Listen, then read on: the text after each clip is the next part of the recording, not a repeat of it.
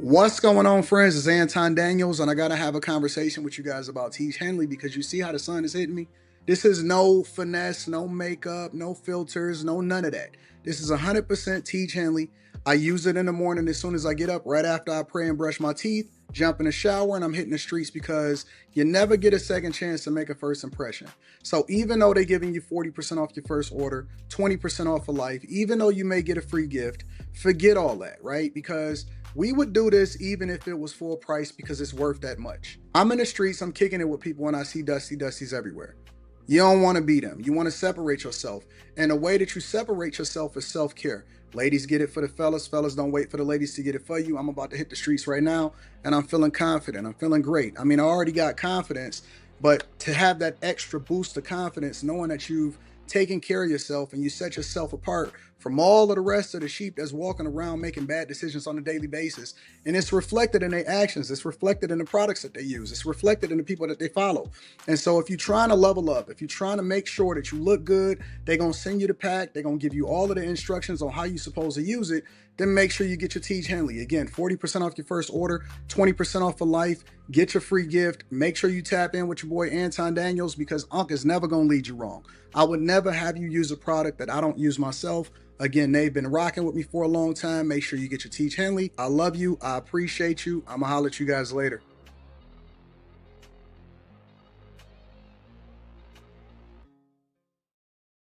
What's going on is Anton from AntonDaniels.com. I appreciate you guys for continuing to rock with me. Thank you for tuning in for another edition of the Millionaire Morning Show. I am your host, Anton Daniels. What up? What up? What up? What up? What up? What is going on, friends and family? Yes, we had a phenomenal show last night. Phenomenal show last night. Phenomenal show last night. What's up, friends? I see y'all in the building. Blessings, blessings, blessings, blessings to everybody that's tapped in today. I appreciate y'all. It is Wednesday, April 29th, 2026, year of our Lord. I am going to be vlogging today. And of course, all of the vlogs go straight into the Patreon. All right. All of the vlogs go straight into the Patreon. So that's going to be fun. We're doing a pickup today. We got to go. I decided to keep it. So we're going to be doing a pickup today. And then that information and that vlog is going to be released to you guys inside of the Patreon. All right. Details, specs, all of that. What else is going on? Phoenix, I see you. Keisha, 300. Vito, watch me. William, Justin of NYC, missed the show last night, but watch half early this morning so far. 80, that's awesome. K Cooper said, yay. Nicholson says, man, 2K be having me rolling. What up, Rihanna? AJ Wise, Jesse, K Cooper, Slan Sells Cars. Shout out to Williams Count Tax. Watch me, Jesse, Jarius, Rod. I see everybody. I see it. K Cooper talking about I knew you would. Y'all don't know. Y'all don't know what Time Dog gonna do. You have no idea. You don't know when the hat's gonna drop. You don't know when the car's gonna drop. You don't know when the new channel's gonna drop.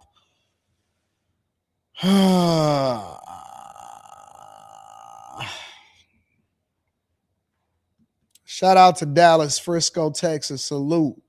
DJ Ace Productions says, hello, good morning, friends. Here is your friendly announcer. Yeah. Are we going to be Lambo Time? I got so many nicknames. Algorithm Daniels, Lambo Time. I'm actually cooking up my next scandal. I got to figure out when I'm gonna drop that, though. This has got to be organic. It can't be something that's just like, oh, man, like it got to be organic. I'm looking handsome this morning. Yeah, I am handsome. Oh, I'm cooking up. I'm cooking up. People keep asking me for these hats in person now. What's your Tencha Benz? I just got a S550. Was it 15%, 20%, something like that? I tint the front of my cars too. Automotive, I like automotive Daniels. Let the gray beard come on in. No, listen. I have been neglectful of making sure that my beard is what it's supposed to be, but I will not be neglectful when I get back from I will not be neglectful when I get back from Brazil. Brazil. This is Brazil. Shakur Nash says, "What up, AD? We know you excited about picking up the wheels. Don't try to play calm and cool." No, I'm actually, you know what? I don't have a lot that moves me emotionally anymore. Maybe I'll get more excited when I actually see it in person, because me and my daughter went and we spent 2 hours picking out every single detail of it.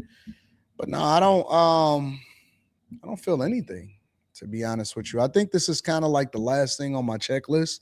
I got a list of things that I've been keeping. I keep a thing called 300 things, and it's goals that I have inside of my checklist on in my Apple Notes, and I've been keeping it for years, literally well over 15 years. And it's the last thing on my checklist. It's just a list of goals that I got. So it's like the last thing on my checklist from all of the things I ever wanted to accomplish. And so now I need to reset. I'm telling you, listen, you know what? Honestly, I'm not, because I had to go to the bank today and I was thinking to myself, because I had to get a cashier's check in order to pay for it. So, yeah, I'm not actually happy. I'm not feeling good about it. So I had to get the cashier's check to pay the difference of what I owe. So I wasn't happy about it. I was like, wait a minute, hold on. How my bank account looking? Is it still there?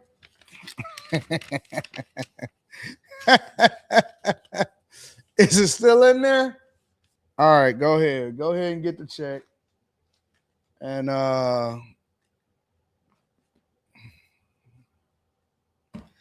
go, just take it all. Just take it all for a stupid car. How about that? That's what I said. That's what I told him at the bank.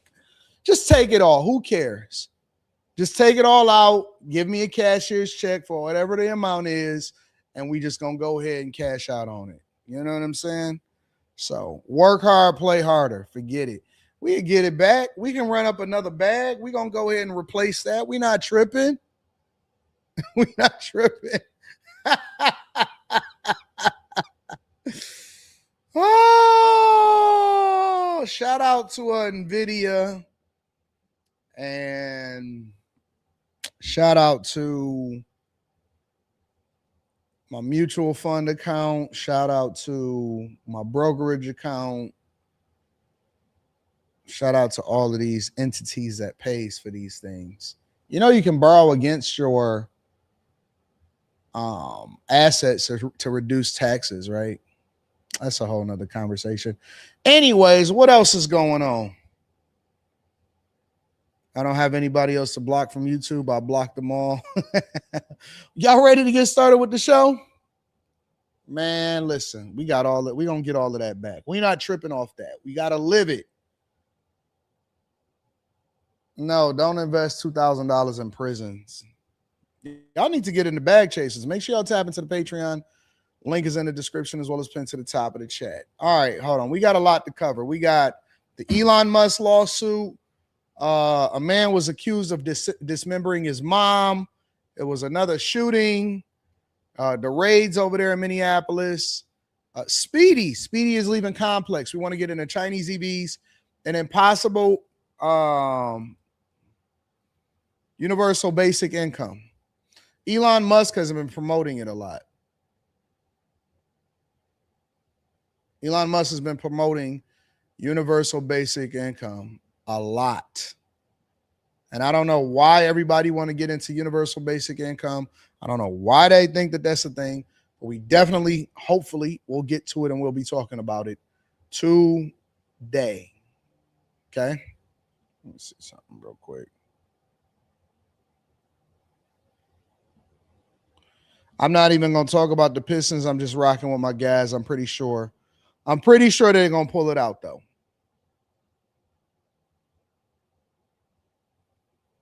I have faith in my guys. I got faith in my guys. I think that they're going to pull it out. Let me see here.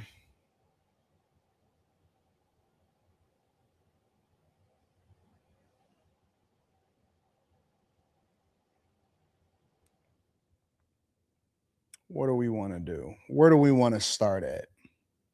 All right, let me read some of these cash apps, and then I'm going to go to the super chats, and then we'll get started with the show. And then I got to head over to the dealership right after the show. All right. We got the Q show tonight, so that should be pretty awesome. Shout out to my dog, Courtney Egger. I appreciate you, Courtney Egger. Thank you, my friend. Mike that dude. What up to Mike that dude? You my guy. Appreciate you. Spencer Campbell. Shout out to Spencer Campbell and the Bag Chasers. Again, if y'all not a part of the Patreon, link is in the description as well as pinned to the top of the chat. Nicholson. Yeah, man. I think I do. I don't know. Let me call my daughter. She might be at school though. She the one that do all of the tent.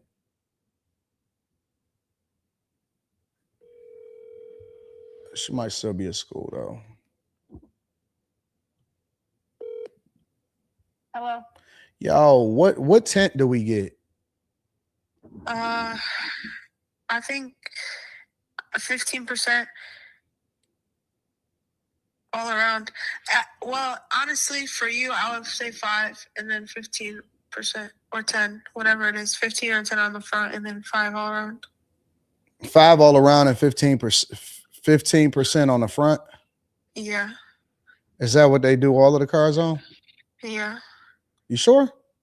Yeah. Because the front has they actually like kind of they crack down on people with their front windshield sometimes. So it has to be a little bit lighter. I didn't know we got it that dark.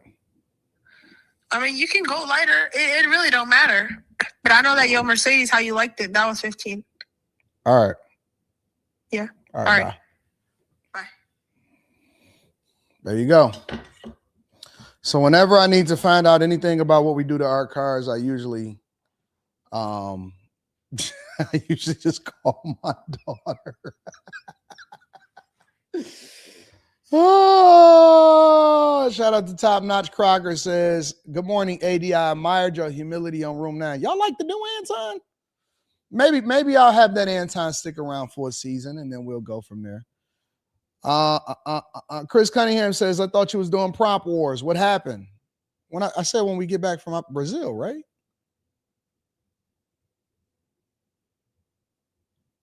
Y'all want to do it when we get back from Brazil? All right, y'all. Make sure y'all hit a like for the algorithm, subscribe to the channel. Let's get into the show. Raids in Minneapolis. Well, following some breaking news out of Minnesota, CBS News has learned federal agents are raiding nearly 24 sites across the state, including daycares, for suspected fraud. Let's bring in CBS News Homeland Security correspondent Nicole Skanga. All right, Nicole, so update us on these. Yeah, Vlad, here is what we know. Teams of federal agents working alongside state and local law enforcement have swarmed sections of Minneapolis early Tuesday morning. This is an operation that occurred overnight. So, children were not present, but they were seen at 22 court-authorized searches at daycares across the Minneapolis area. And our own CBS News Minnesota crew witnessed about a dozen agents operating at Mini Child Care Center in South Minneapolis at around 6 a.m. this morning.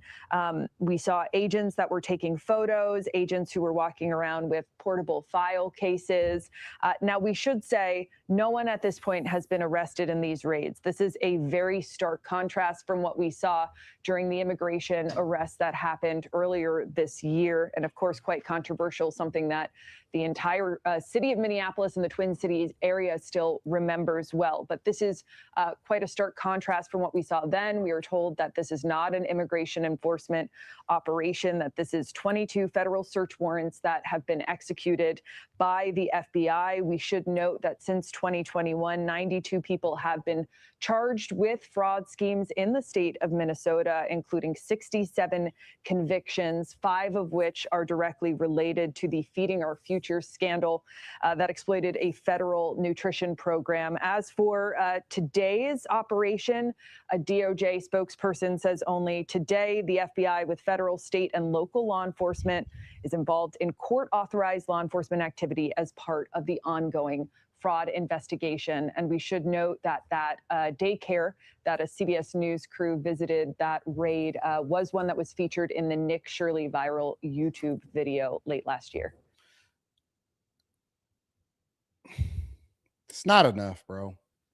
Honestly, it's just not enough. In my opinion, it's not enough. Because it's not enough to just shut down 20 daycare centers. These people, these illegal migrants, say like hell Hydra. It's not enough to shut down these illegal daycare centers because these people are like hell Hydra in the Marvel Cinematic Universe, where one goes away, 5 others will take its place. And I think it's a start. And I also think that this is the thing that the governor of Minnesota, America's dad, Tim Walz, already seen coming. Once the lid was blown off of this whole thing, you had to know that this was coming, because you can't embarrass the federal government. You can't pull out a story this big. And you know what? I'm still amazed that we have all of these major news agencies that are worth billions of dollars. They generate hundreds of millions of dollars in revenue. They have all of these journalists. They have all of these newsrooms. They got a ton of resources. They paying people crazy salaries. And they couldn't figure out or investigate or go and find out what was happening in Minneapolis, Minnesota. It took for Trump to get into office, for ICE to start doing these raids to get these illegals out, for people to go on TikTok and start talking about, how, and Somali specifically was talking about how Minneapolis and Minnesota is their birthright. And then for Nick Shirley to pull up, only for CNN to come in and try to debunk them, for us to now get to the point to where we're doing FBI raids to shut this stuff down. It's crazy. And this just shows you that it's nothing going to ever change unless American citizens, regular everyday citizens, are the catalyst for change in any capacity in this country and worldwide. You know what's wrong with the black community? What's wrong with the black community is that we've largely depended on the government to fix our problems for us. That's not how change happens. Change happens because you have to have a catalyst. And that goes for any situation. Any situation. We keep waiting on the police to do our job, but the police is reactive. The FBI is reactive. They have to wait for something to happen or sense a threat before they can start to fix a situation. So if you ever want to fix your community, if you ever want to fix what happens in your city, you have to attack it on multiple fronts. And the catalyst has to be the people on the ground. It has to be. Unless you get involved with what goes on inside of your community. When I went to that community meeting the other day, I was so saddened. And the reason why I was saddened was because you can tell it was the same people that go on a regular basis. And you find out so much about what's happening with the cities, right? On a local level, you find out what's happening with cities. And they literally have to, this is by law, they have to make space for you to be able to come in and observe. They post it on a regular basis, and this is for any city across the U.S. They have to post it, right? And so you are familiar. You can go online and find out when y'all city council meetings. The mayor is usually there, right? The building departments are usually there, depending on the agenda. And I'm talking about everything from funding, fixes in the roads to sewer services, infrastructure, upcoming signs, anything you can think of, they talking about it at the city council meetings. They talk about it. It's open. It's open to the public. It's also open online. Like, it's open to everybody. And so when I was in there and I started looking around, because I'm really observant, and I was looking around and I was like, they allow for you to come up. Any objections? You don't like something that's being built inside of your neighborhood. You don't like what's going on as far as the jobs. You having a problem with the infrastructure. You can literally put it on the list. You can petition your city council person that's over your district. You can go and write your congressperson, and you can reach out to them. And I looked around, and I don't think that I seen anybody in there. It was one white guy that had just bought a home 3 days ago, and he was disputing some kind of fine he had got. It was like a $300 fine. He was disputing it. And he might have been at the least 39, 38. And he was in there with his wife and his newborn kid. And he said he had just moved into the city and he was appealing something. And so they was helping him out with that. Outside of that, I don't think there was anybody in there under 40. You went the other day, watch me. I don't think that there was anybody in there under 40. They were awarding construction contracts, and they was talking about the bids that they was about to take for businesses that can pitch so that they can get some of these local contracts and stuff like that. And I don't think it was anybody in there under 40.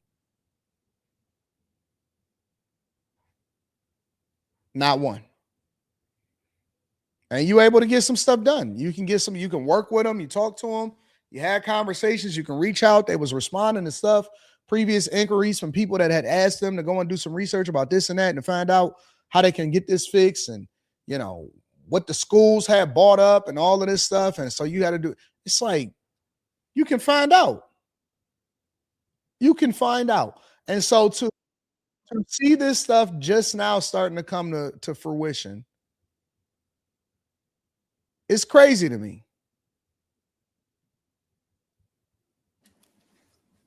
Thank you. So, Commissioner, there's a lot of confusion about this. And this was one of the sites rated today by the FBI.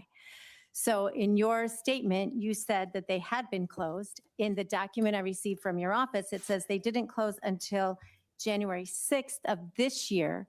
So can you please walk us through this confusion and whether you said there was no fraud found at the Quality Learning Center when indeed it looks like they're being investigated for fraud by the feds right now. So can you please address this? Madam Chair and members, thank you for the question. When we received information on December 19th that Quality Learning Center intended to close voluntarily. The lawmakers in Minneapolis, including Tim Walz, who Nick Shirley deserves all the credit in taking down Tim Walz. The lawmakers in Minneapolis is never gonna live down the Quality Learning Center. They'll never live down the Quality Learning Center. The fact that sign had been up there for as long as it had, and it was misspelled as a daycare, they're never going to be able to live this down. And it was not at the result of any action of the agency. On December 29th, the clip that you showed, I referenced that it intended to close, and that was the information that we had at the time. When the licensing investigators visited that very same day, that's when we were told that the center intended to remain open. However, on January 6th, the center did request to close their license, and it was closed effective January 6th of 2026 and is currently not open. So they closed voluntarily. They were not shut down by your department. They were not shut down by our department. And you had no findings of fraud. I can have the Inspector General speak to some more information around that. There were several of the centers that were identified in the video that had active investigations ongoing, and the Inspector General can speak more to that. Thank you, Inspector General. The teen years can be rocky. and grow. What is this? We're not on a regular account?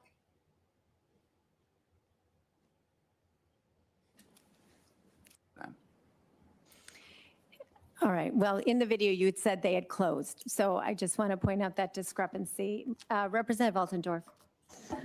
Thank you, Madam Chair. And my question really relies around, I'm on the Children and Family Committee, and when we were talking about addressing daycare fraud in that committee, there was not acknowledgement of fraud being in the state at all.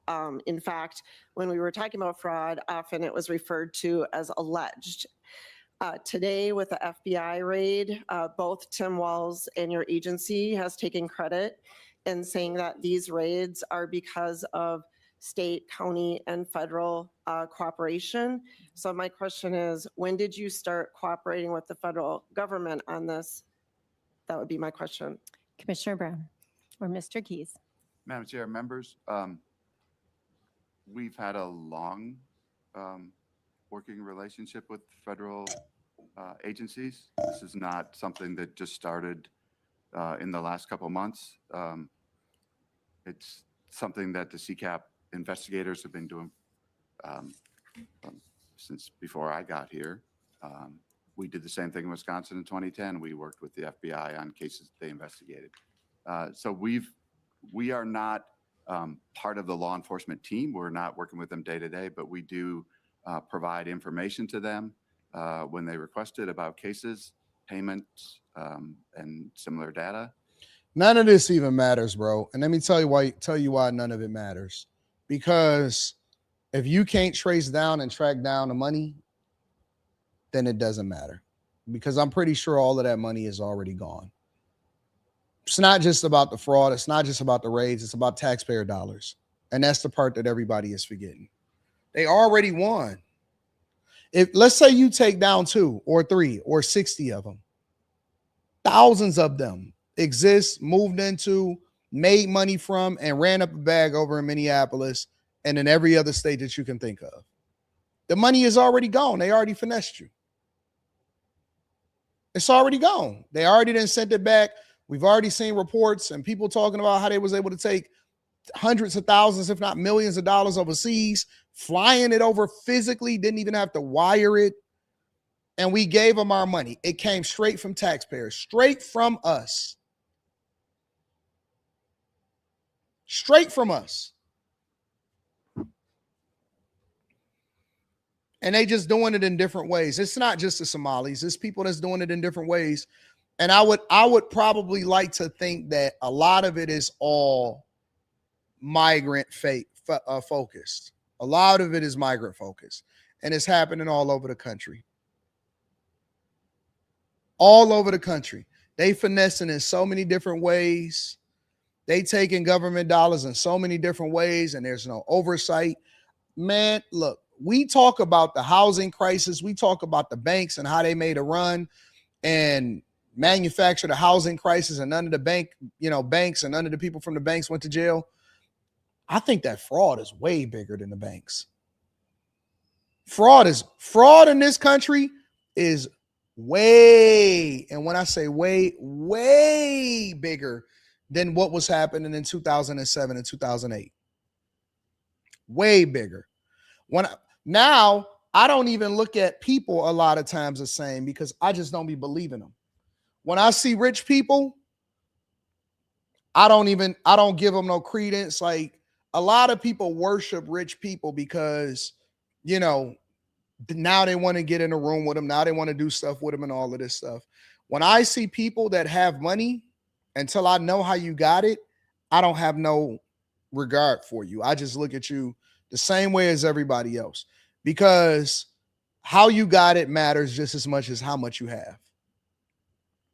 And I think that most people that have resources got it in some way that was illegal, or it was finessed, or it was frauded up, or it was doing something. And so a lot of times we look at the overt things, right? We look at the PPP loans. We look at unemployment insurance fraud. We look at scammers inside of the Black community because they're loud. Because they're loud.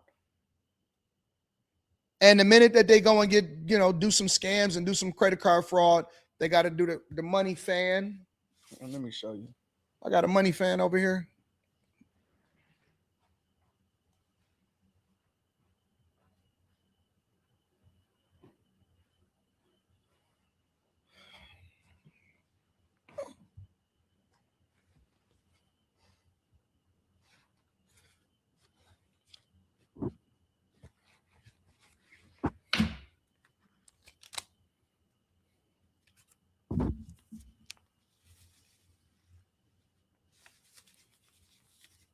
They got to do the money fan.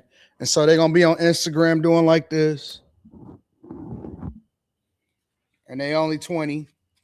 20, no job, unemployed, with a Pooh Shiesty mask on, not knowing that they can literally track everything about you. And so you go online right after you get done robbing a dude, you went and took his chain, you went and committed some fraud, you on the ATM machine with your face out, doing all of the fraud. And so you get loud. And so that's the thing that we focus on. We focus on the things that's loud. But see, the reason why they say wealth is quiet, I have a different perspective. As I get older and as I learn more, I have a completely different perspective, and everything that they told me was a lie. I'm evolving so much. Everything that I feel like that I was taught in society culturally was a lie. They try to say that wealth is silent because, you know, people that got money, they don't like to stunt. Bull. That's all lies. That's the biggest lie that anybody ever told you. The reason why people are quiet that have a certain amount of money is because they don't want a lot of insight into how it is that they went and got it. They don't want you digging around, because if you're digging around, you're going to find out that they tied to this politician and their business is really getting subsidized by the federal government, and they was able to leverage that, and then they did a kickback, and that's why they're donating so much money to a campaign and all of this other stuff. And so the reason why it's quiet is because they don't want to bring any attention to themselves, because they learned from Frank Lucas, American Gangster. Because the only time you can wear a chinchilla is if you can actually justify that you got the funds legally. But they don't want any of that visibility because they tied to certain people. And so wealth is not loud because most wealth is stolen. Stop letting them lie to you. Listen, we have to recondition our mind and think differently about what success looks like. Because the ones that can justify it, they lie. I can't wait to go to my first Cars and Coffee. They loud. Oh man, it's loud. And a lot of times it's tacky. It's not, they dress like Vlad. It's people that can wear, like, you got to know who you are, right? It's people that can wear like the Gucci hookup to where it's the imprint on it from top to bottom, and it's just fresh. It's like, oh man, that's dope boy fresh. And then there's people that like can wear it and they'll have the Gucci rings and the Gucci glasses and all this stuff, and it's like, oh, you don't know how to put it together. That don't look good on you. And they look tacky. They'll look tacky. And they'll get some money and then they'll look tacky. You'd be like, why are you driving a pink Rolls Royce? That's weird.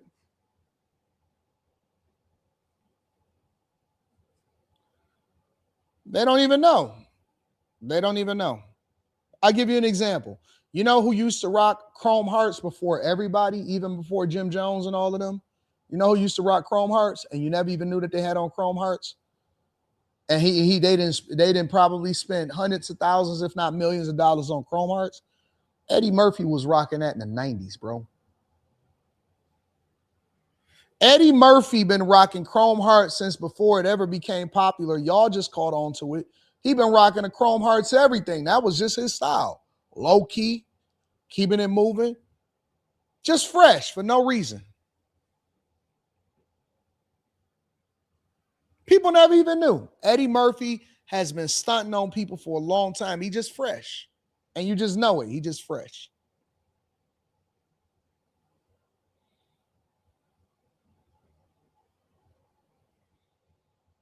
I believe that most of the wealth in this country has been stolen, subsidized, and finessed. Most of it. I ain't even gonna say just this country. I think it's in the world. That's why people don't want you to know, oh man, I don't want no visibility. What you mean you don't want no visibility? Why? What you hiding from? What you doing? What you hiding from?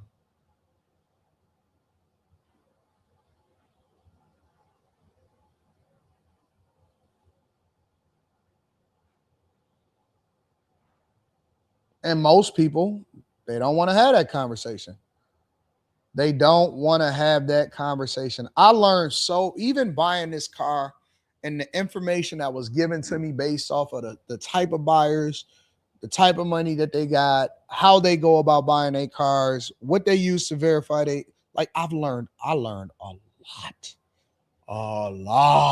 I've learned so much about what is going on. And man, the higher that I go, the more that I'm aware. And I'm like,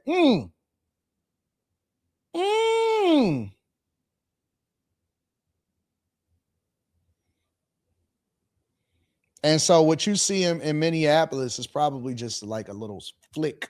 It's a little flick off the iceberg. This finesse, this stealing, this all of this stuff that's been happening in the culture, this junk has been happening for so long, bro.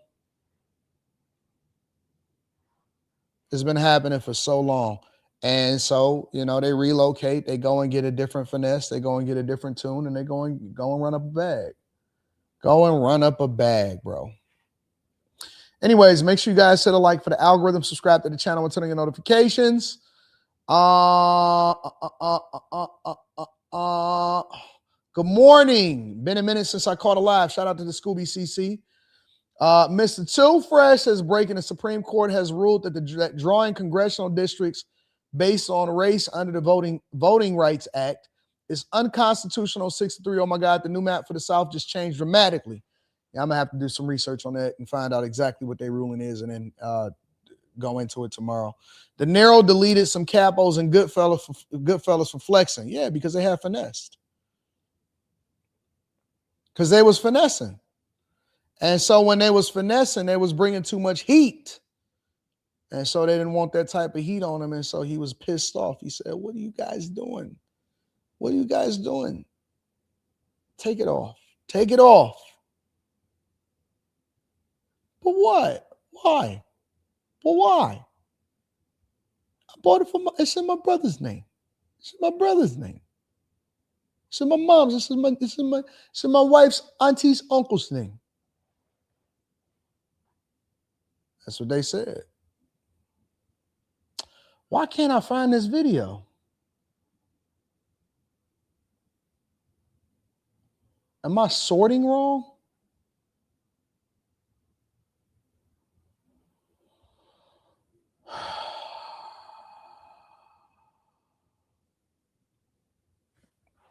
We'll pull it up a different way.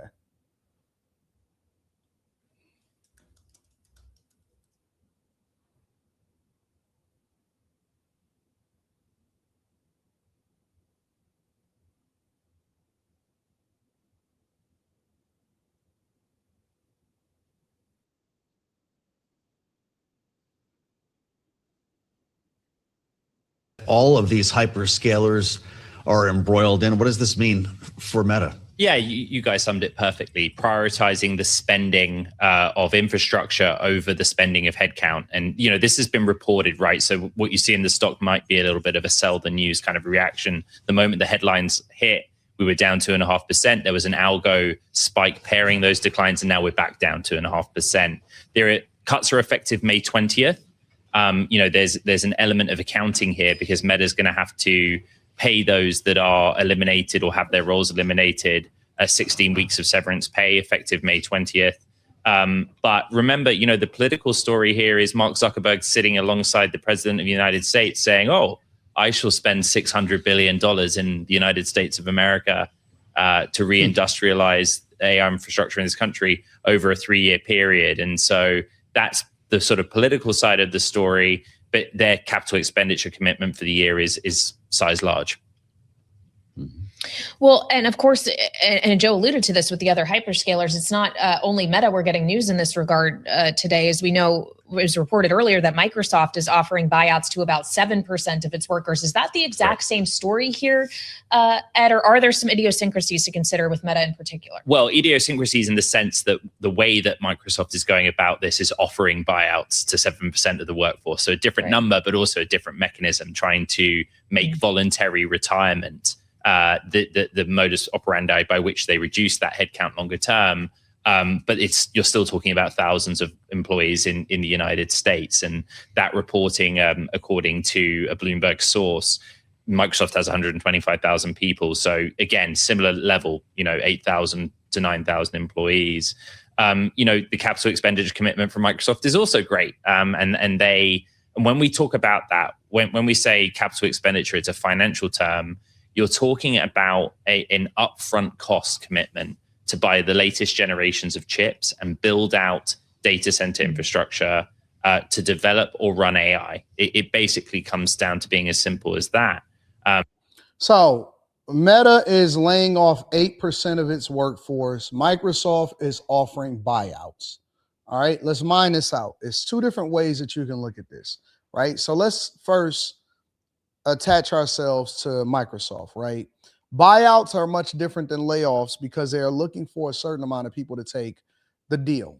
Roughly around the same from both companies, 7,000 to 8,000 workers. When you work for Microsoft, they're looking for people to basically retire, walk away, or go and get another position. And so you're in a much stronger space if you're getting a buyout because you're more likely to be able to keep your job if you are a worker for Microsoft than you are obviously over at Meta. Meta is really like, okay, I'm waiting to find out if I'm one of the people to get laid off. At Microsoft, it's like, hold on, it's a lot of people that's taking buyouts and they're going to work at other companies. And so it's two different things. Now, let's go over to Meta, right? Meta is laying off around 8,000 workers. That's what the pitch is that it's going to be around 8,000 workers starting later next month. A lot of them will get about 16 weeks of severance. And they should have already been looking in the first place if they wasn't in a specific field. Where's the caveat for this? Because I did a video inside of the Patreon that I dropped for y'all in Manchester where I broke down to y'all how y'all can get a job or get a position or get your dream job despite the fact that it's layoffs, despite the fact that, a lot of these companies are downsizing. I've already explained this thing to y'all inside of the Patreon. So if you're a bag chaser and you watch that video, this doesn't apply to you.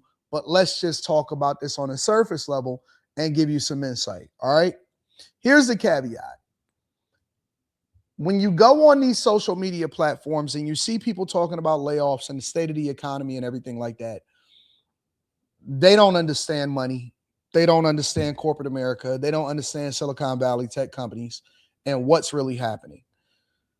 When all of the tech firms were at the White House, right? When Trump first got into office and they were groveling at his feet and it was making financial commitments to spend trillions of dollars collectively on technology to basically realign what we think technology is supposed to be and prepare themselves for the future and invest in America, they made these financial commitments. But what did these commitments look like? Because if you go to any of these job boards, job sites, there's not going to be a shortage of positions for Meta, Microsoft, and any other company, including Oracle, for the jobs that they want. What does this mean? When you make this capital commitment, because we're in an arms race, it really is only with technology. When we talk about chips, we talk about AI. When we talking about exactly what the purpose of that AI is going to be used for, I got these Meta glasses that I'm going to probably use to get a first-person perspective and take y'all through this Lamborghini when I go through, and I'm going to drop it on the Patreon for you guys, along with the regular vlog. When you're using Meta AI, it's different than when you're using Amazon's AI when they're trying to implement physical AI. When you're using Grok, that's going to be integrated into vehicles. When you're using ChatGPT or Gemini or Claude, that is now overtaken OpenAI when it comes to regular everyday use cases. When you think about how AI is going to be used, think about it in the same lens of how we're using the cloud. The way that Apple uses its cloud is much different than the way that Azure, which is a Microsoft product, is leveraging its cloud, especially when it comes to technology, video games, deployment, AI, all of this stuff, right? AI infrastructure. When you talk about the way that Oracle is leveraging its cloud, it's all different, but it's still an arms race because it's an uncharted territory and we're trying to get as many users as possible. But in order for them to get there, right? Because I'm going to bring it back to the layoffs. In order for them to get there, they have to make a capital spend. The caveat to that is I want to spend this amount of money. Let's say I want to spend $500 billion over the next 7 years. But the problem is that you're not a privately owned company. You're a publicly traded company, which means that you have to be accountable to shareholders. You have to be accountable to the board. So how can we make this capital commitment and we prepare for the future while at the same time we still have to be available to shareholders? Well, then that means that you got to start running a little bit more lean, right? What does running lean mean? That means that we got to reduce headcount so we can justify spending money and we don't mess up your profits as far as being a shareholder. Nothing is more important as an investor than being a shareholder. Being a shareholder means that the CEO has to be accountable to you for ensuring that your profits is insured for now and it's insured for the future. They're not interested in you being a growth stock because you're an already established company. Am I talking too far? Y'all need to get in Stock Club, number one. You need to get into the Patreon and you need to start learning these terms so that you're not feeling behind when we talk about this on the regular streams.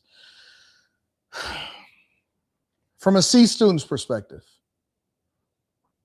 I want you to invest in the future as a company, Meta, Microsoft, Oracle, Google, whatever.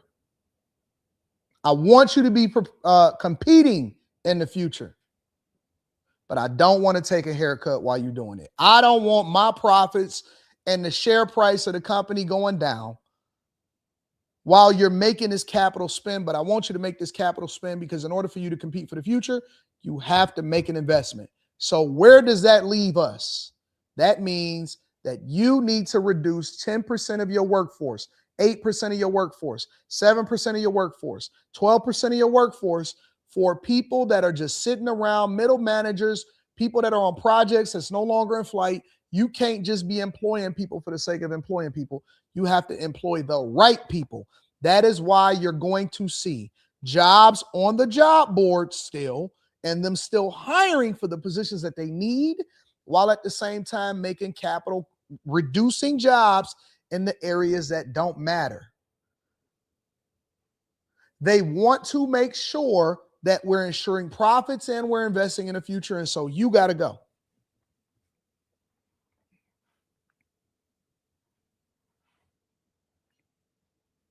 The reason for the layoffs is not because these companies are not incredibly profitable. The biggest misconception from these people on the internet is they're telling you that the economy is in the dumps. It's not. They're booming.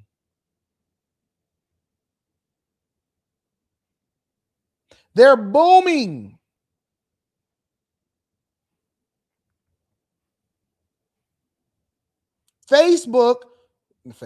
Meta is having one of the best years ever.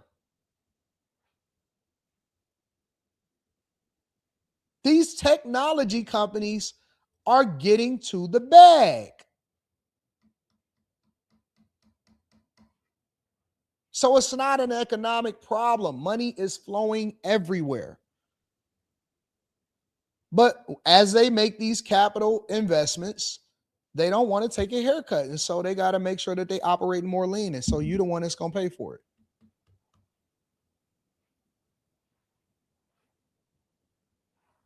You understand what I'm saying? The companies are not suffering, but they still have to be accountable to shareholders. They still got to make investments. And so they have to reduce headcount to justify in their budget that they're actually going to be able to afford the investments that they committed to.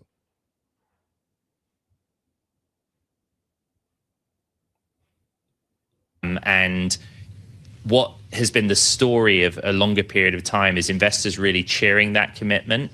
But as you guys know, Wall Street also likes to have it both ways, and they want to see something give. Somebody said, I don't know who uses Facebook except for boomers. Well, then that means that you actually need to get on these conference calls, because Facebook is literally a worldwide platform. People are using it all over the world, just not people in your neighborhood. Y'all think that y'all culture is the only thing that matters. No, it's a worldwide thing. And plus, people use Instagram, people use WhatsApp. They buying these glasses, these Ray-Ban Meta glasses that at a historic clip that people now they're integrating AI, Meta AI into these glasses. People use these platforms all the time. People use Facebook Marketplace. They use Facebook Dating. Man, people are using these products like crazy. You may not know anybody that use it, but it don't mean that it ain't booming. I don't know what y'all talking about. In the opposite direction, some financial discipline. And usually headcount is where you find that, what should we call it, compromise. Mm-hmm. What's this mean for morale at a company that's involved in building out the next industrial revolution? Oh, goodness. Since the Meta story broke, I haven't had a chance to talk to anyone within the company. I would note that I think Reuters reported the Meta cuts were coming, and based on what's now confirmed, pretty accurately. The other way of looking at it is that this is the story of Silicon Valley. When you have a big round of layoffs or voluntary redundancies, retirements, you create a generation of people who. What is it? Voluntary redundancies. That means that more than one person is doing the same job that we don't need, and so we go ahead and eliminate one of them and keep the other one. Time on their hands and experience, and those people tend to found companies or they invest in other companies, and so that's how I would tend to look at that story. But morale can also be difficult, and in Meta's memo, which came from the chief people officer, obviously it's acknowledged that this is not what people want to be hearing. But I look at the bright side. Many people often do. So Meta is going to be laying off about 8,000 people, they estimate.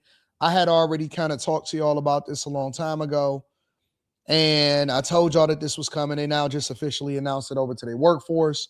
Microsoft is looking for buyouts, but that's because they basically spending hundreds of billions of dollars to build out these platforms and to invest in the future.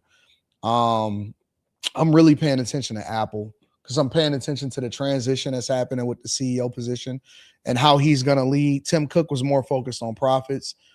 This guy who was basically over all of their products, he might be more focused on products. So we'll have to do a stock club pretty soon and have that conversation.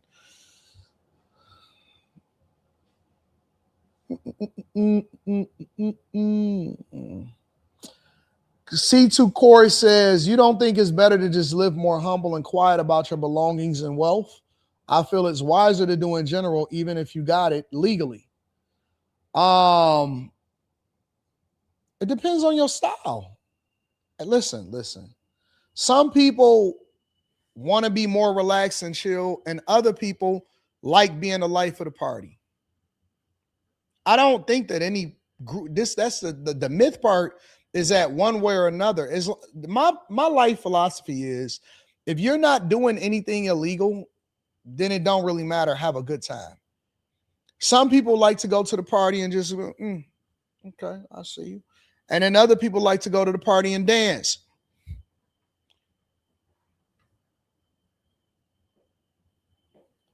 We get a lot of our insight for how we're supposed to live our lives based off of what we think other people are doing and not the truth. I may be a little less flashy when it comes to my place, right? The place that I live, because I'm more focused on location and I'm not home as much. And so I don't necessarily care about that, but I might be flashy when it comes to my cars, right? Or this person may not necessarily care about going on vacations, but he loves timepieces, he loves watches. And so that's his flash. That's his thing. I know some people that spend a ton of money on cigars. I know some people that like to go to events and they always front row at concerts and they travel the world going to concerts, right? And so it depends on what you want in your lifestyle. There is no one size fits all solution. And so it doesn't matter. Like, I think personally that you need to have a lot of fun. Have fun. Do the thing that is fun. As long as you're not exploiting nobody or you're not doing nothing illegal and robbing somebody and finessing, have a good time. Spend that. I like to keep a woman on my arm everywhere I go, women around me. That's just me. I know that women have a lot more maintenance that they got to do. So I want to make sure that everybody is comfortable. Everybody got their own stuff, their own rooms, their own when I bring people, whether I'm interviewing them or if friends come into town, I make sure that they all get suites or they all straight and they all taken care of. I'm a generous host.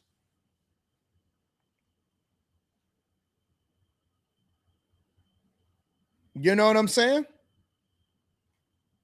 I know it's somebody in the chat that want my attention so bad, but we gonna act like they don't exist. I think they a bot, so we just gonna act like they don't exist. Chris Cunningham says Meta is saving $3.4 billion by cutting 8,000 workers. The average engineer's salary at Meta is $400,000. Christopher Evans says 2 questions, AD. Is it harder to find good workers or good jobs in today's economy? Also, do you believe bad management is a contributor to quitting?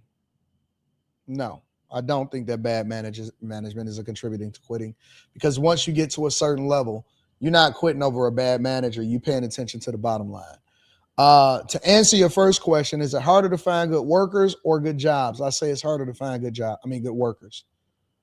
All day. It's harder to find. It's so hard to find and filter through to find a person that actually is capable of doing what you ask them to do. Even on the lowest level, it's hard to find good workers that'll show up on time.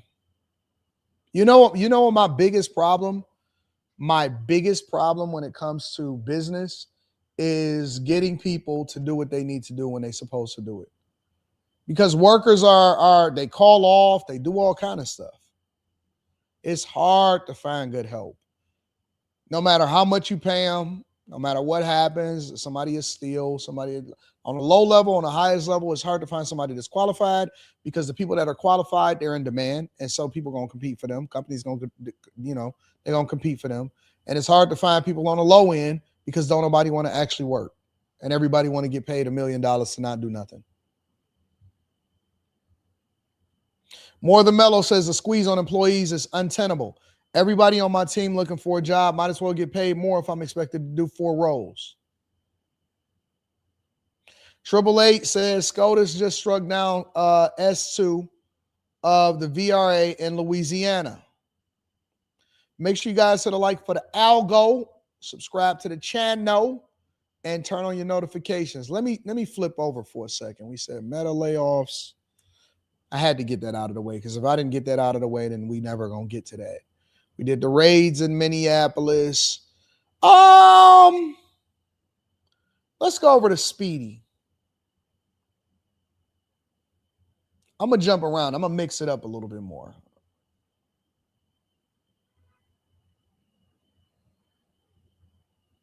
Get rid of that.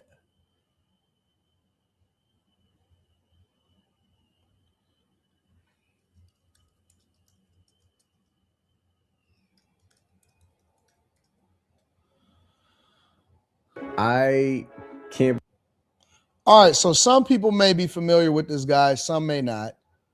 But we gonna mine this out since we on the whole subject of jobs and quitting and stuff like that. So this is Speedy, and he is a popular content creator, but he's been working for Complex and doing work for Complex the entire time. I believe I'm saying this, but yeah, it's the end of the road. What's up, y'all? I'm on my way to LA. Almost, thank God for a safe flight. Secondly, I feel so nauseous, like so nauseous. All right, 7 in the morning, and today we are. Got to back the camera up, big dog. You got to get a stabilization camera or something like that. This should give me a headache. Shooting a commercial for Papa John's. I'm excited. It's my first big TV commercial. This should be a lot of fun. Let's do it. Hey guys, it's me, Speedy. It's just behind the camera. Come join. Big production. Wow.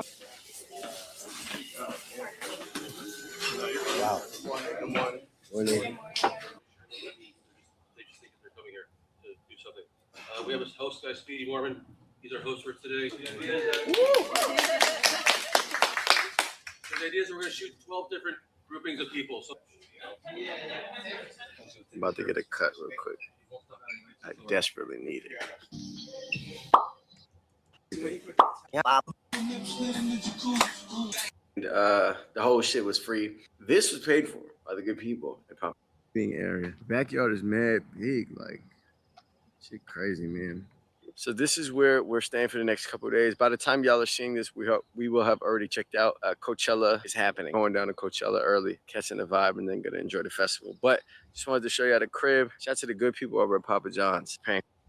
So I did just want to say a few things. I can't believe I'm saying this, but yeah, it's the end of the road for Complex and I. And I wanted to just let you guys know why I made the decision to leave. I can't believe I'm being saying this, but my relationship with Complex has been incredible. For those of you guys who don't know, I started working with Complex when I was 19 years old, over 10 years ago, as an unpaid intern. A lot of you guys know my story. And then I worked kind of part-time as a weekend anchor. And then I graduated college, and then I worked there full-time for about 5 years. And then I left Complex as an employee back in 2020-ish, 2021. And then since then, I've worked with Complex. I hosted and executive produced an interview show called 360 with Speedy, amongst some other things. And I would do brand partnerships and stuff like that. And so all in all, I can say that Complex has been literally such an incredible partner. Like, I do not have one negative thing to say about Complex as a brand. Yeah, I just decided it was time to enter into a new era.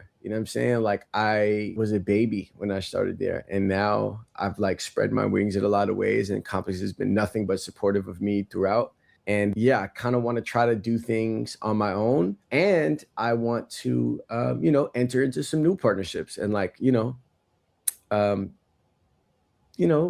building some other places. And so you guys will hear about that type of stuff very, very soon. But yeah, I just wanted to say, a lot of times I watch people have like disparaging things to say about places that they once worked or worked with.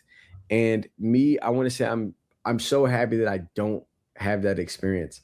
Complex is a place that embraced me, empowered me, uplifted me, and I am eternally grateful for the brand of Complex. And it feels still kind of surreal to say that I won't be with Complex anymore, but I'm ready and I'm excited. And I hope that y'all are gonna rock with me wherever I end up, whether that's watching stuff on this channel or somewhere else one day. But yeah, that was it. I hope the work spoke for itself throughout all of the years. But I do want to give a very, very special thank you to Jinx, Emily, and Sean. Those were the three people who welcomed and embraced me with open arms when I was like a 19-year-old, eager, hungry kid trying to figure it out and try to make a way. And as an intern, they embraced me. And like, those are people. So some people are saying they don't know who he is. All right, let me kind of give you some insight on who he is. I'll actually show you. All right, so he apparently just recently started a YouTube channel called Speedy Morman. Let me go over to his channel real quick and see what it looked like. Well, maybe not recently, maybe a little over a year ago. Let me look at how his older video is. Oldest video is 3 years ago. But he sporadically uploaded, occasionally uploaded.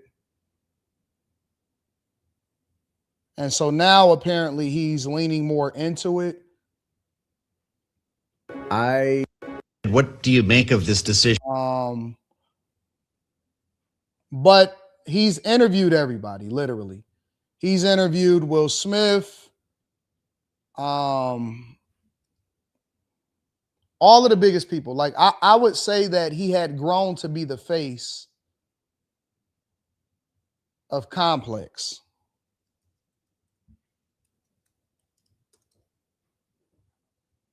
You can see him here with Kevin Hart, right?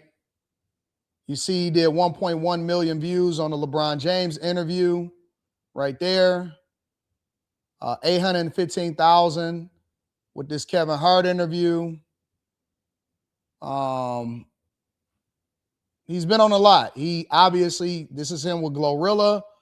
They did 1.5 million views on his Glorilla interview. So he's kind of sort of been the face of Complex as far as the consistency. And very rarely do you find somebody that has been with a company, especially a media company, right? Like a BET, a Complex, any of these magazines. You very rarely find somebody that sticks around from the time that they graduated from college and he's grown with the company. Now, here's the caveat. And the reason why I think that this is important for us to have a conversation about is because not because he's leaving, but because of what he represents and what we learn from these situations. Number one, I think that it is a mistake for people to not be building their brands outside of the brand that they work for. And so many people make excuses on why they are not working on their own stuff just as much as they are working on stuff for the companies that they work for. He has a massive presence on Instagram, but his long form content, I could tell that he's just starting to vlog like that from the last vlog that he did. And so now he's leaning more into that so that he can be independent. And the one thing that I want y'all to stop doing is stop being the face of the brand alone and start being the face of your brand. That's what I want y'all to take away from this. Stop being the face of somebody else's brand alone and start being the face of your brand.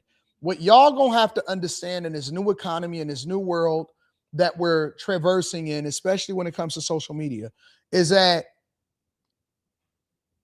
I'm tired of hearing y'all talk about y'all got laid off.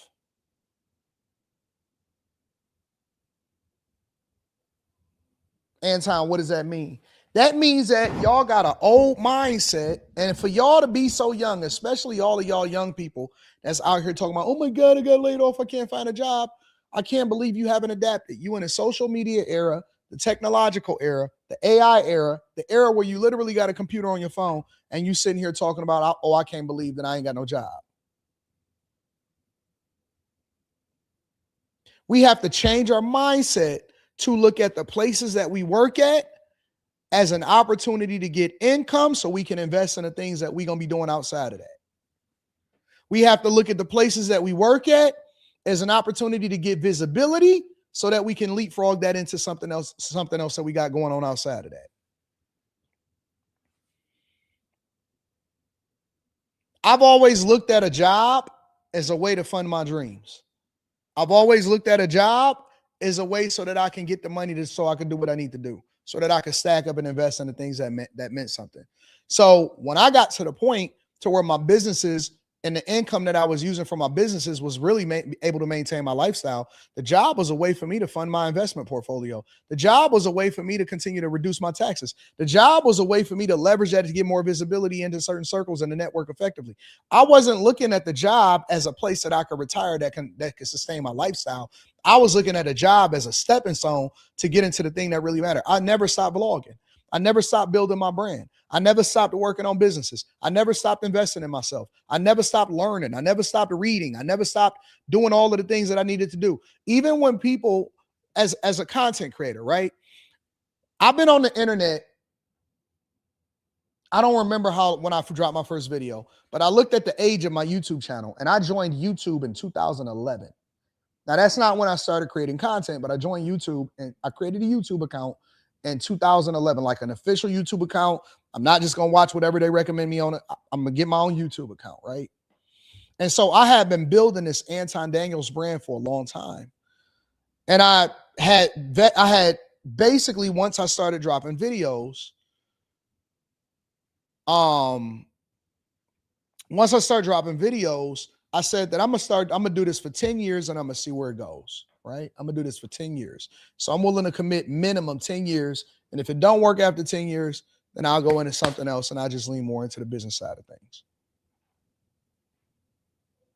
So all throughout, while I was at the University of Michigan, all throughout,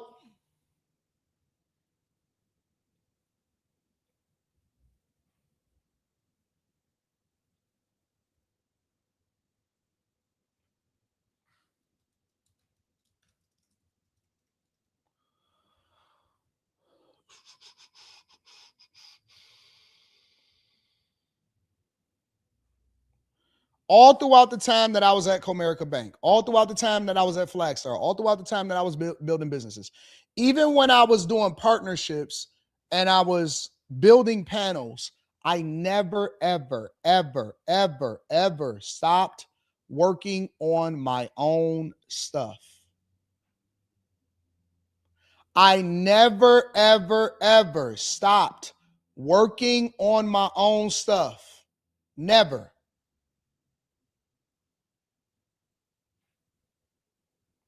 The whole time, and when I say the whole time, I mean the whole time. The whole time I was working.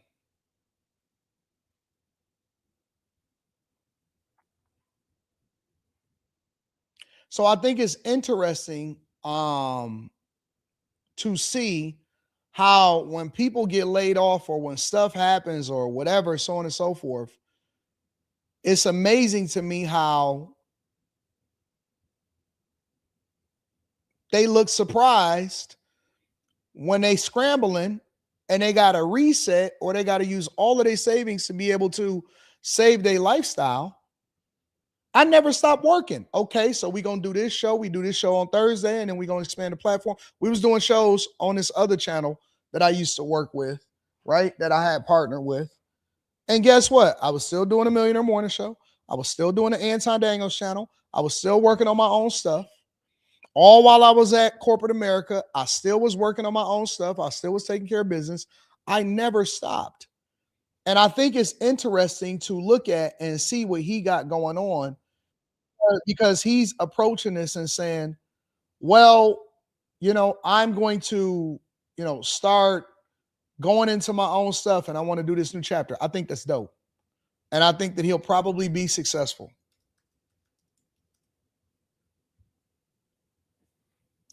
But what I'm trying to understand is,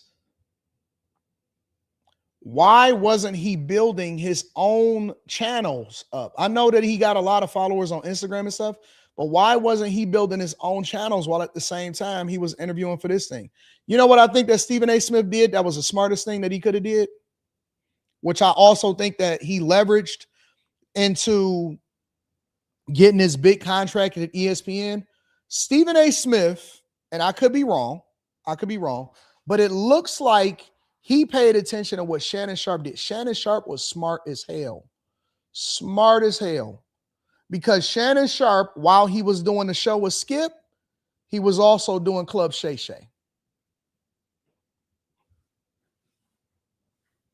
While when Fox Sports said, okay, Skip and Shannon undisputed no more, Shannon leaned more into Club Shay Shay, more into Nightcap, and he wasn't waiting for another opportunity for him to get a bag. As a matter of fact, he was able to leverage how he was able to build his own platform and his own motion into a bigger opportunity. He never stopped hustling. Stephen A. Smith woke up and said, I'm about to start Straight Shooter with Stephen A. Smith. And he built his own thing outside of what was going on at ESPN, using the money that he was making at ESPN to ultimately fund what he had going on his own side is smart. It's smart. So you got to work. You have to work. A lot of y'all are lazy. Oh my God, I worked 8 hours. So wait a minute, you going to work more on other people's stuff than you work on your own? I knew I had to go into work, network, as far as go to these meetings and all. I call it networking, but really it's just a bunch of meetings so that you can, posture in front of a bunch of people, right? I would go into work, do that. And then when I went to my desk, outside of whatever it is that I had to do for work, you know what I was doing at work? I was editing videos. There was not a day that I would go into work that I was not working on editing videos.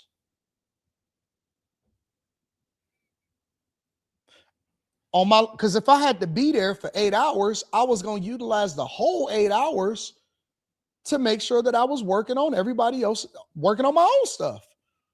I was working on flyers, doing my business stuff, doing the numbers for the restaurant. I was doing every single thing. I was doing bookkeeping while I was on the job and all of that stuff. They were paying me, and be careful, don't do it on your company laptop. Don't say that Anton told you to do so. I will bring my own laptop in, and they were paying me to work on my own stuff. Why wouldn't I be working on my own dreams?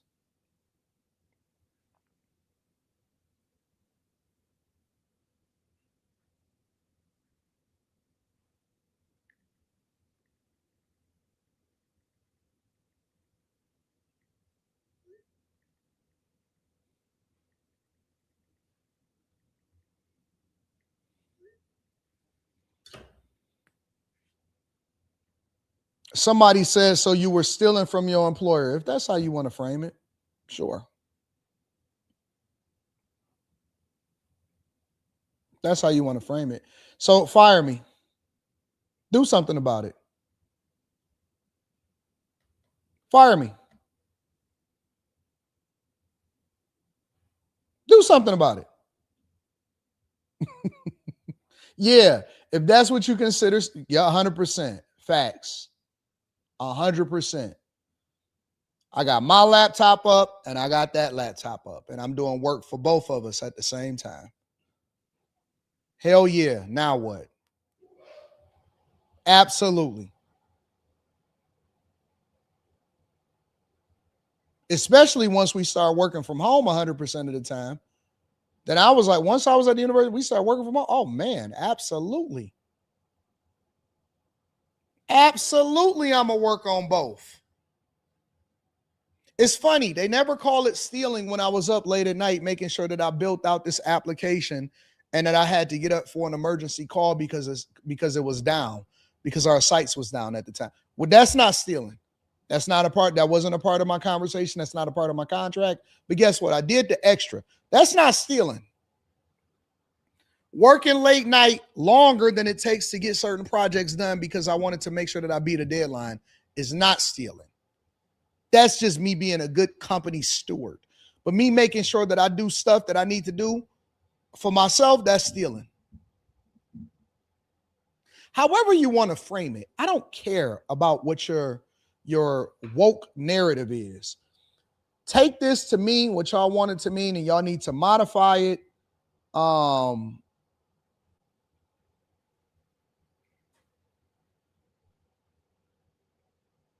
Modify it as you see fit. Take it to mean whatever you need to mean and modify it as you see fit.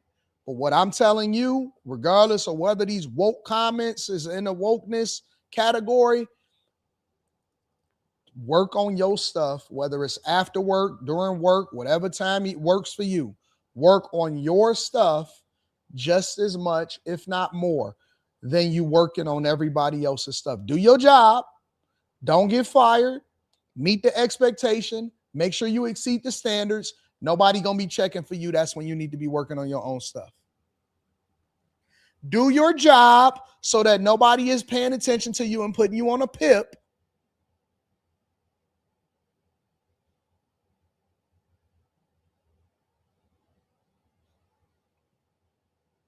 Yeah, absolutely. As a matter of fact, you must be new here. Because when I took that position at Flagstar, when they offered me that position at Flagstar, after I had already retired, one of my caveats was, listen, I got to work from home, and I will block off time on my calendar. And guess what I would do? I would be streaming right here on the Millionaire Morning Show.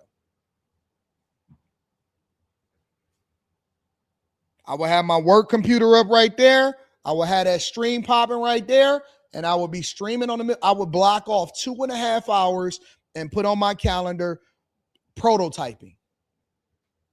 Don't call me. Don't put nothing on my calendar. Don't ask for a meeting. Y'all remember? Don't ask for a meeting. I'm working. And guess what I will be doing? Right here on this Millionaire Morning Show. Yep, I was late for that 1 p.m. meeting all day long.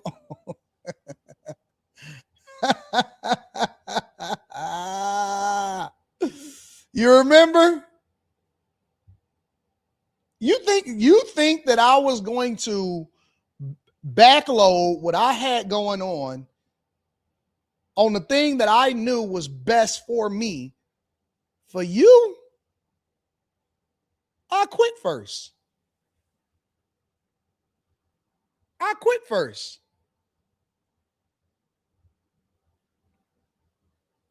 I'm always going to be building me. I'm always going to be building me. Always going. And I told the people, I said, that's why I wouldn't update my LinkedIn. That's why I never updated my LinkedIn. The reason I didn't update my LinkedIn is because I ain't need nobody calling my job doxing me. Hey, Anton is on the live stream. No, they school. I worked with pretty much all Indians. And Indians, they looked at YouTube in a completely different language. Oh, it was one girl.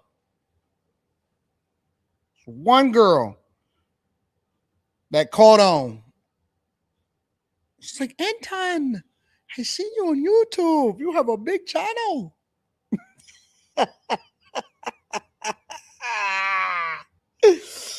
Anton.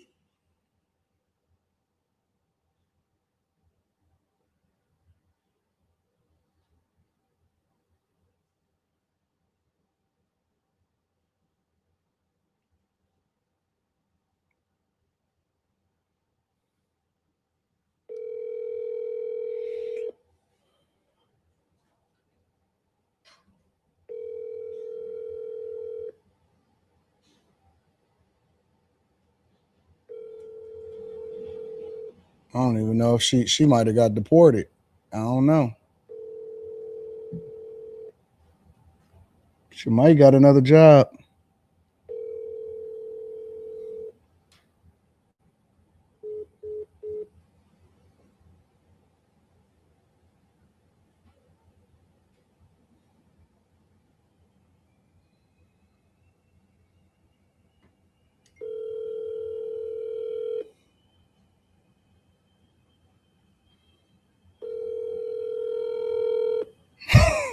She might have got deported. Hello? Hey, Priyanka, this is Anton. Anton from Flagstar? Yeah, what's going on? Oh my God, how are you? I'm doing well. I'm just calling to check on you, see how you been. I don't know. You just popped up in my mind, so I was like, yo, let me call her and check on her. That's nice of you, Anton. It's been what, ages? Like years since I've talked to you. Yeah. How's it going? Are you still working there? I am not at Flagstar anymore. Nope. Really? My role ended because of the Mr. Cooper sale. Oh, yeah. The buyout. Yeah. Yep. So how's it been? Have you been able to do anything? Yeah. So I'm actually at home working right now. Are you free in like 15 minutes? I can give you a call back. And Yeah. Is this your number? Yeah, this is my number. Lock me in. Okay, sounds good. All I'll right, call babe. you soon. Okay, bye. Yep. Bye-bye. Oh my God, Anton from Flagstar? You know what's so funny? Everybody always say, Anton, no, you ain't worked there. You just naming some random company. And I think I was working there. I just didn't want to tell you. I can't update my LinkedIn. I couldn't update my LinkedIn. I said, listen, I can't tell the people where I'm at the moment, whatever, so on and so forth. But y'all seen my W-2 inside of the Patreon, and so you know how much I was making. Oh my God, Anton. I haven't talked to you in years, like ages. Make sure you guys hit a like for the algorithm. Subscribe to the channel and turn on your notifications. Let me see what's happening. Whiskey Pierre. Listen. Let me say this. Nobody. When you see all of these content creators on the internet, and I'm not naming any of them, I don't have anybody specifically in mind. Very few people can tell you what happened in corporate America, can produce the receipts as a result of it in real time, can show you their W-2s, can show you their bank accounts, can show you their lifestyle, can show you their family, can use their real name, can give you advice on how to level up in corporate America, how you can get to the bag, how to run it up, can show you their stock portfolios, can show you what their deposits are, can show you what their YouTube content creator earnings are, can show you the numbers.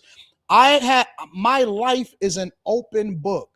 I literally show y'all every aspect of my life, all of it. I have no secrets. When y'all find a YouTuber, a content creator that's actually lived the life, can show you their home, where they lived at, can show you the old pictures, can show you everything, can show you the receipts, then you let me know. But nobody, and I mean nobody, has been more transparent as a content creator, as a public figure than me. I give you the names of my jobs that I worked at, the timeline that I worked at them, the whole 9 yards. Nobody. I've always been a receipt king. Always been a receipt king the whole time. Real talk.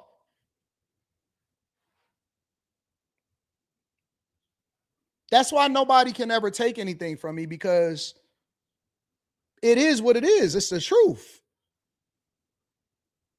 It's the truth. It's the literal.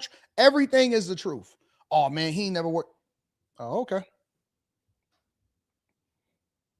That's why people love me, because regardless of whether they disagree with me or agree with me, you got to look at it and say, yeah, but it's real, though.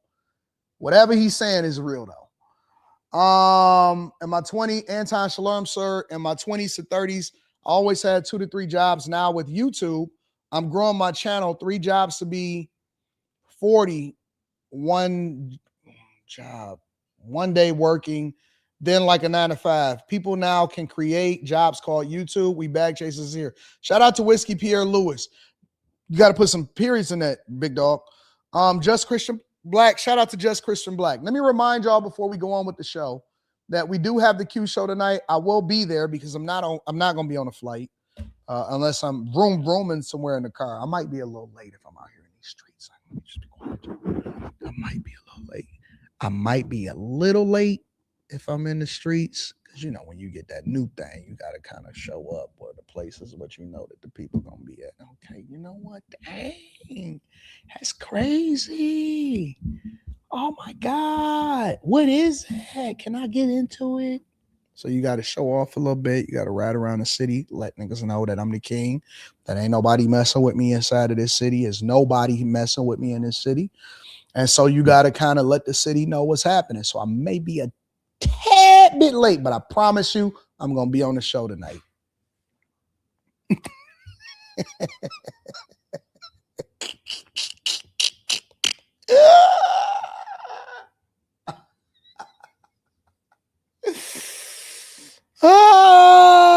No, I am vlogging today. That's the real reason. It's because I got a vlog today and I got some scenes in my head that I want to capture for the vlog. So I got to drop that in the Patreon, get that edited. You know what I'm saying? You know what I'm saying? But the Q show is tonight and we getting that popping. Let's get into the hood of YouTube.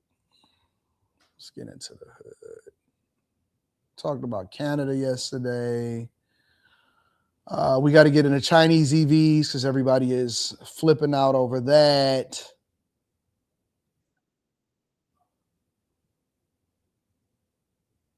And let's get into this too while we at it. Story tonight, new video showing the moment a West Palm Beach Taco Bell employee fired a gun at customers. 2 people were hurt, one grazed by a bullet and the other injured in the scuffle. We asked CBS 12 News reporter Katie Benty to find out more about the motive. She joins us live tonight. Katie? Liz and Jim, standing outside the Taco Bell here, you can actually still see the damage just over my shoulder. There's a window boarded up after police say an employee started shooting at customers. And can you believe this is all over an argument about a water cup? Inside this West Palm Beach Taco Bell Monday, an argument, then chaos. A customer hits record as an employee appears to come from behind the counter. Is that a girl with a pistol too? Let me see something. A customer hits record No, as she an just got a phone in her hand. employee appears to come from behind the counter with a gun.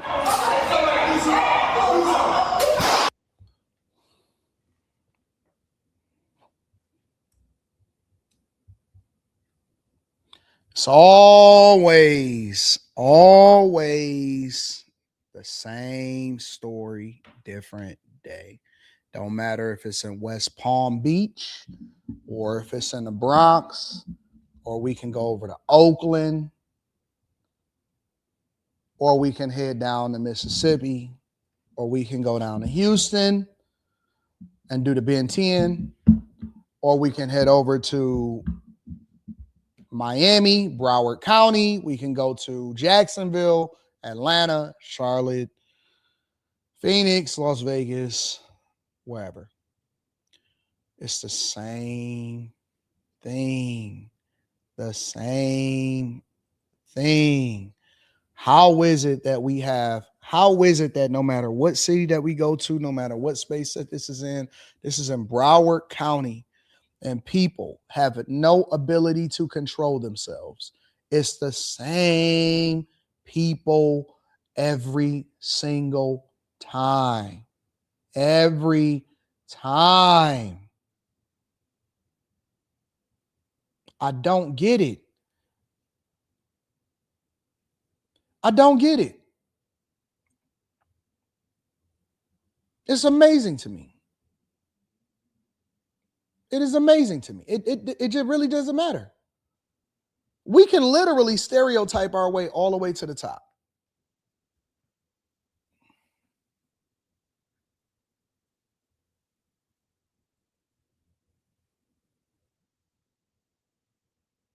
We can we know who it is. When the cop shooting happened in Chicago, I already knew what it is based off of the details of the story. When they said that somebody got shot over a cup of water in West Palm Beach, I already knew who it was.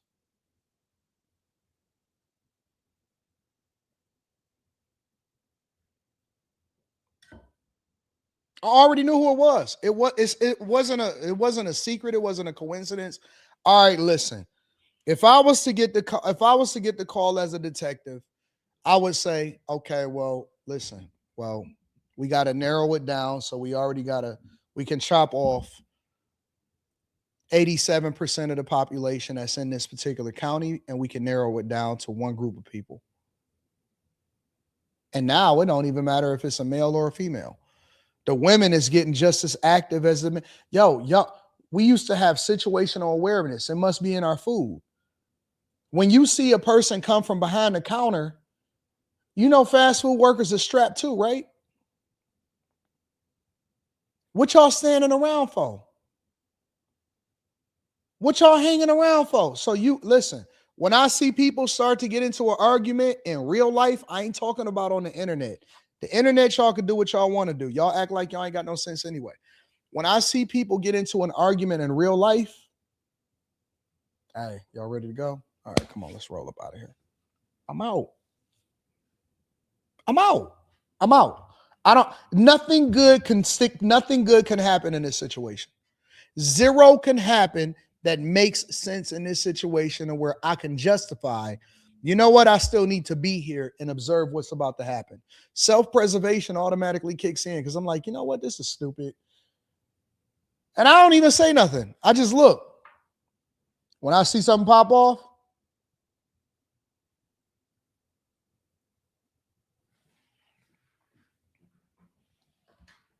where are my shoes at? Yeah, you ready to go? Let's come around here. Let's just get up out of here. I'm moving. No, let me make sure I pay the bill. That's why I keep cash on me. That way I ain't got to ask them, hey, listen, here's my card or whatever. I ain't going to do that. No, let me drop it on the table, put some extra. Let me get up out of here. And then I'll let the lady that's sitting at the the little stewardess, not the stewardess, the hostess, Hey, I left my bill on the table right there. Y'all can go and take care of the money. I'm not even going to turn around. I'm gone. I'm gone. I don't want to talk about it. I don't want to keep going back and forth about it.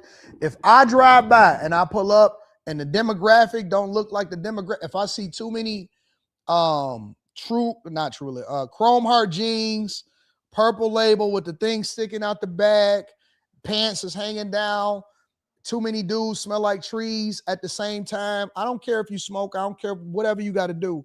But if you just like publicly like this, and your eyes is bloodshot, and it seemed like the security is taking too long to pat everybody down. Hey, you know what? It's another spot that's down the street. I gotta go. This don't look safe for me. It don't look safe for me. Even if I was to go to the strip club, right? A good Wednesday afternoon. That sounds feasible. That sounds like a reasonable time to be able to get out of there without the riffraff coming in at 2:00 in the morning.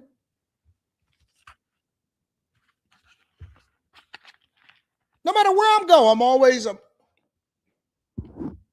pay attention to the exits. Where the exits at? Okay.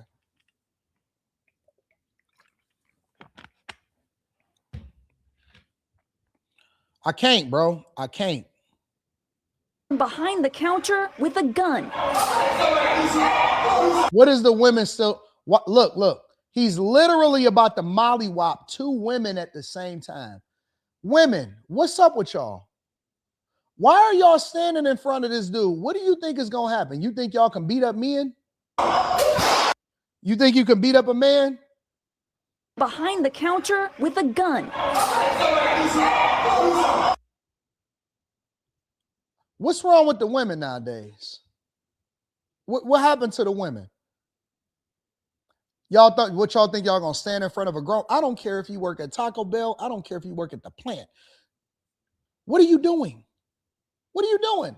This is the thing that me and Slimmy was trying to tell the ladies the other night on After Hours. Me and Slimmy was trying to tell the girls the other night, hey, listen, you see confrontation. I don't care if it's a girl. I don't care if it's a guy. You lean into your femininity. You apologize and you get up out of there. It don't have nothing to do with respect. It has something to do with safety.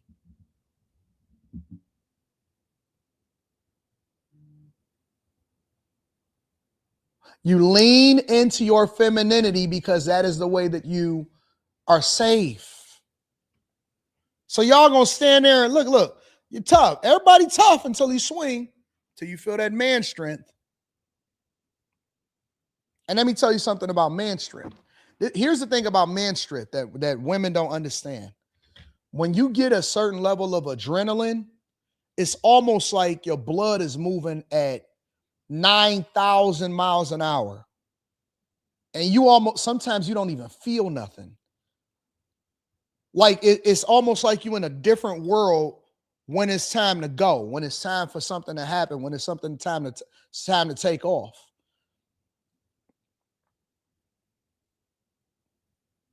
And it's almost like Hulk strength.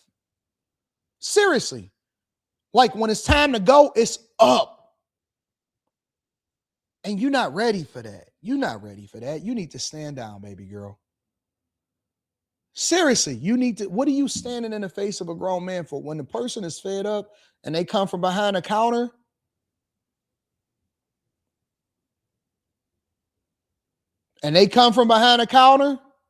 gotta go. You know what? I'm sorry. Investigators say that employee is 20-year-old Damari Patterson, racking the gun, then swinging it, striking a woman. He pistol whipped her. He hit her in the face with the gun. So wait a minute. He cocked the gun and y'all was still standing there?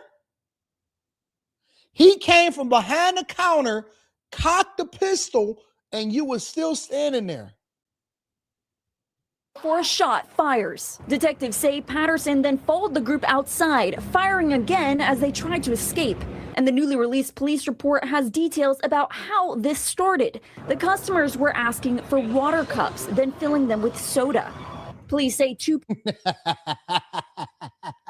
Y'all got shot over a water cup. And now he going to jail for attempted murder over a water cup.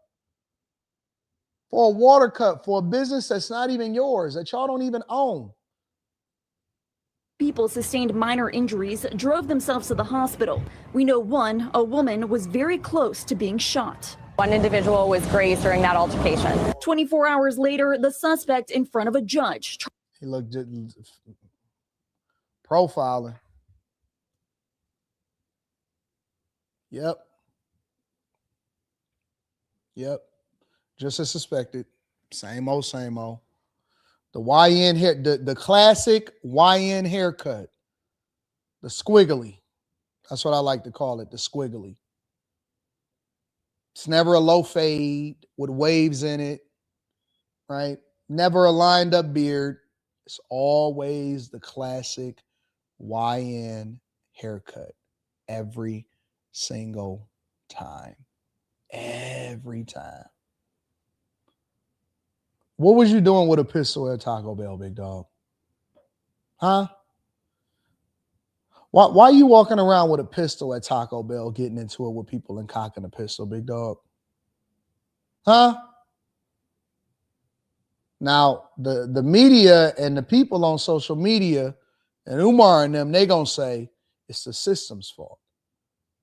Why are black men incarcerated at 4 times the rate of their Caucasian male counterparts? Why are black men, and I'm gonna ask you again. Wait a minute. Let me get my whole point out.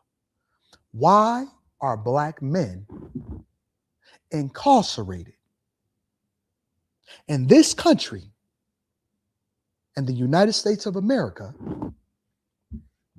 at a rate of 5 times their white counterparts? I'll tell you why. That was rhetorical. All right. Snow bunnies never, black sisters forever. I'll tell you why. Because the white man in this country, this system.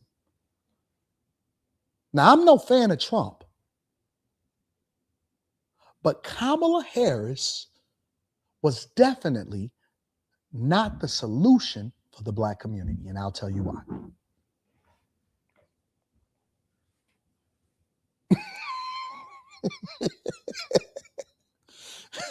I think that both the system and both parties, okay, hit the Cash App, hit the PayPal, FDMG, ABCDEFG, the Frederick Douglass Marcus Garvey Academy opening next month. We having a paint party. All right. We selecting tile. I'm going live from the gymnasium. They're trying to shut me down. The Delaware School Board says that they want my property and they're trying to shut me down. That's why I haven't opened a school in 12 years. But one thing I know is just like the system is against them, they're against me because it's the re-education of the Negro. We're going to have a paint party. My sisters, I see you. Blocked.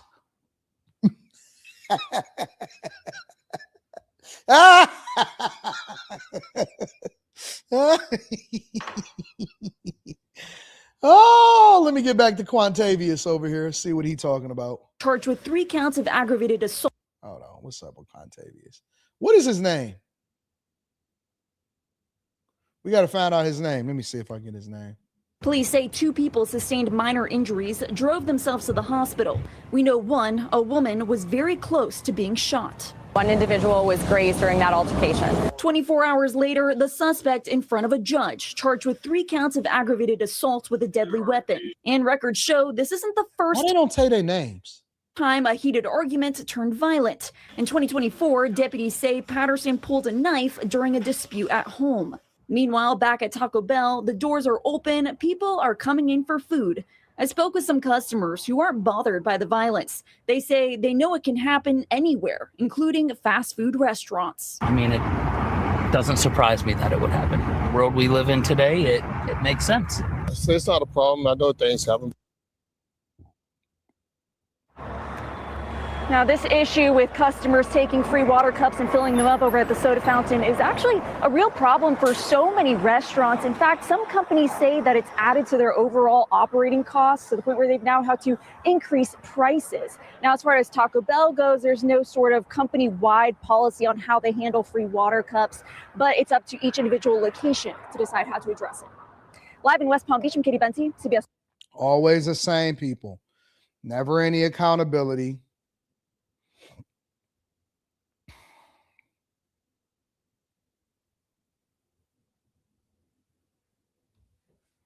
Never any responsibility at all. Always the same people over and over and over again. Make sure you guys hit a like for the algorithm, subscribe to the channel, and turn on notifications. Did you see the Supreme Court ruling in Louisiana? Yeah, if everybody is letting me know about it, I'm going to have to deep dive into it tonight, and then I'll be able to talk about it in the morning. So once I get everything settled with this whole, I got to run to this dealership and stuff. Had a bunch of business to do tomorrow. We're going to get back into the normal swing of things. I'm going to talk about it in the morning. Chris Cunningham says the month of April was a worst month for women. It was a tough month. Umar Daniels, snow bunnies never, black queens forever, snow bunnies never.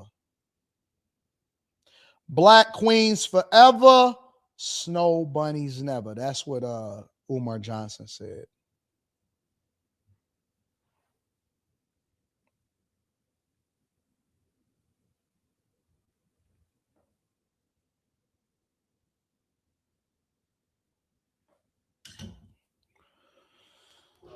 All right.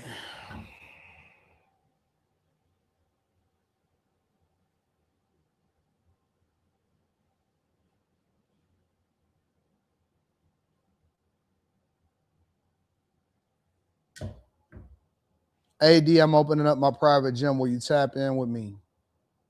No, I am not going to come to a gym of a person that does not have a profile picture. I don't trust people that don't have profile pictures unless I've seen them on this platform for over a year.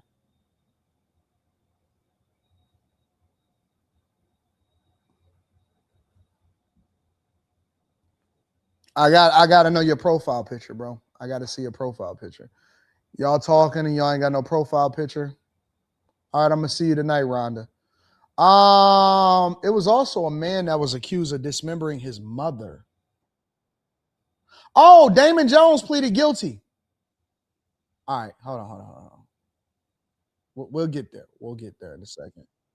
We'll get there. We got a lot to cover.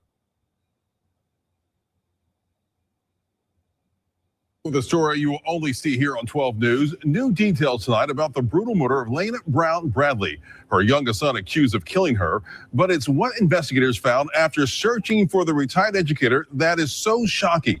Adams County Sheriff Travis Patton sat down with me one-on-one. We must warn you that some of the details from the crime are graphic. Out as a welfare check on Melanie Road in Natchez on April 4th has shaken this historic city on the river. That night, I felt like changed every last one of us. Longtime and respected member of the Adams County community and retired educator, Lena Brown Bradley, was dead. But that's not all. It's the way she died. This was one of those cases that you will never, ever forget in your life. They gotta stop with the music. They gotta stop with the music, bro. I don't know what's up with this music. They gotta stop with the music.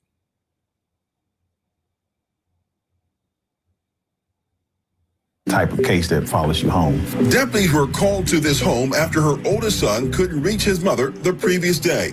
Two of her other sons. Small number of courtside seats. Courtside and club seats have opened up for tonight. Short notice, but if you like a quote, let me know. Oh, now y'all want to say, hey, y'all notice how that played out? Hold on. I'm gonna get back to this in a second. Well, I'll let y'all know what's going on. Sons lived in the house with her. Her middle son had been working. As soon as they walked in the house, they could just see where somebody had been cleaning up at it, and they could smell chemicals all throughout the house. Floor was extremely slippery. Bleach. And the oldest son said that this is just unusual for the youngest son to be cleaning up the house like that. The youngest son, Zachary Jackson Jr., was found locked in a downstairs bathroom where deputies could hear water slashing. And the fact that when he opened that bathroom, deputies could see a black substance in the toilet that wasn't described as anything that would come, from your body in that way. They were disturbed at what they were seeing. So the sheriff ordered a full search of the area. The property sat on about 2 acres of land and was surrounded by heavily wooded areas with a bayou and creeks. So they called for help from the Mississippi Bureau of Investigations. Time was not on their side as storms were coming and evidence could be lost. Family members went to the left. My deputies went right. Next thing you know, as both my deputies and the family were trekking through this wooded area, the deputies heard a scream. They heard someone yelling, "It's a head. It's a head." And of course, everything changed at that point. It was like they were frozen in time because nobody could believe what they were hearing.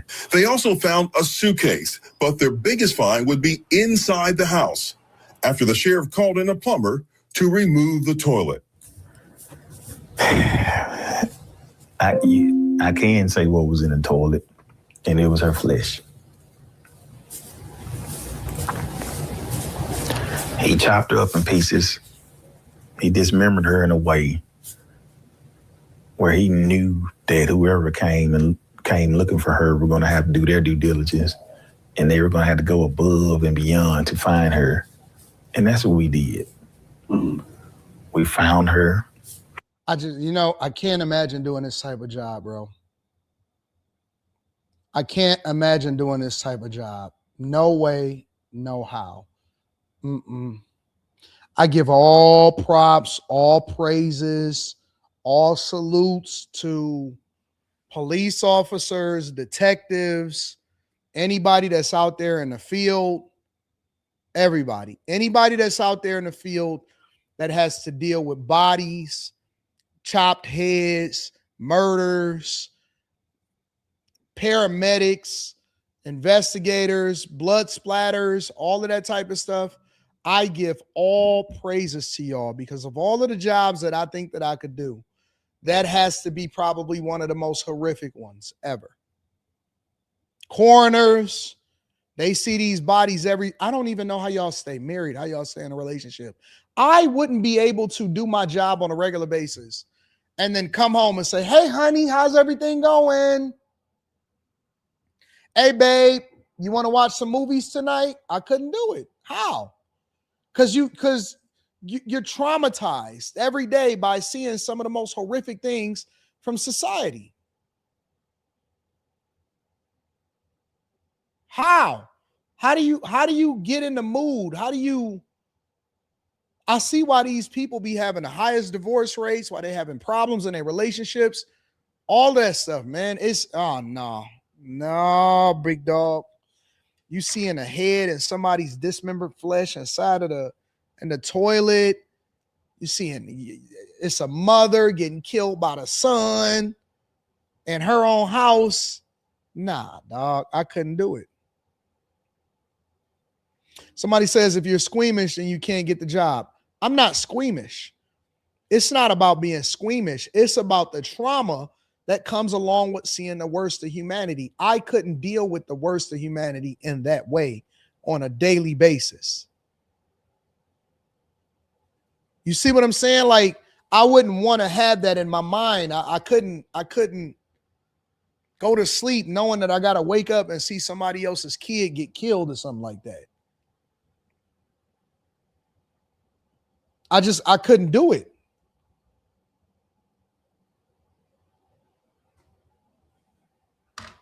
That's why I don't know why police officers and stuff don't get the biggest man for the stuff they gotta see.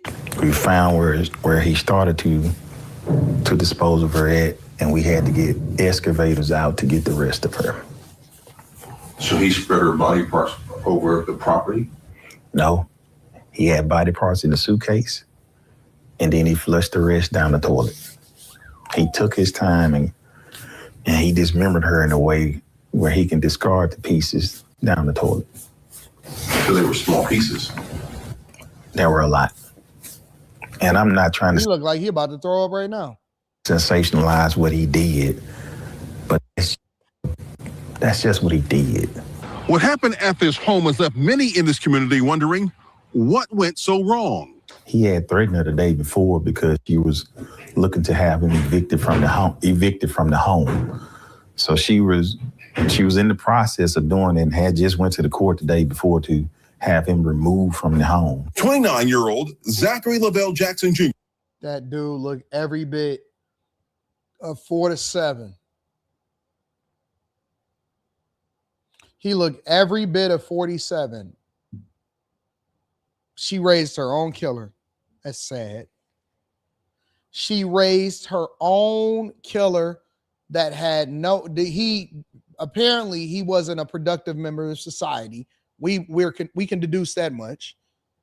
And he was 29, living with his mama, which is nothing wrong with staying home and practicing group economics, but to be an unproductive 29-year-old and to raise your own killer is crazy. Crazy. And y'all want people to come in and be a stepdaddy. Heck no. Nope.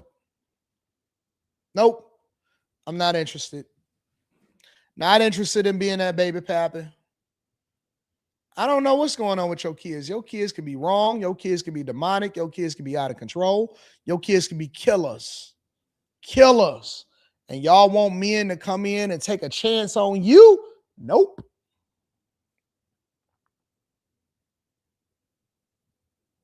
Meet my son, 29-year-old, whatever, Ladarius. Nah, we're not gonna give him. We're gonna give him a different name because I know my other dog, Ladarius, is a cool person.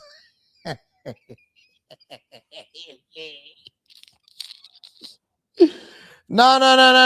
We're gonna give him a different name. We got to give him a different name. We can't give him the name Ladarius because that's not. I don't like that. We got to give him a different name, bro.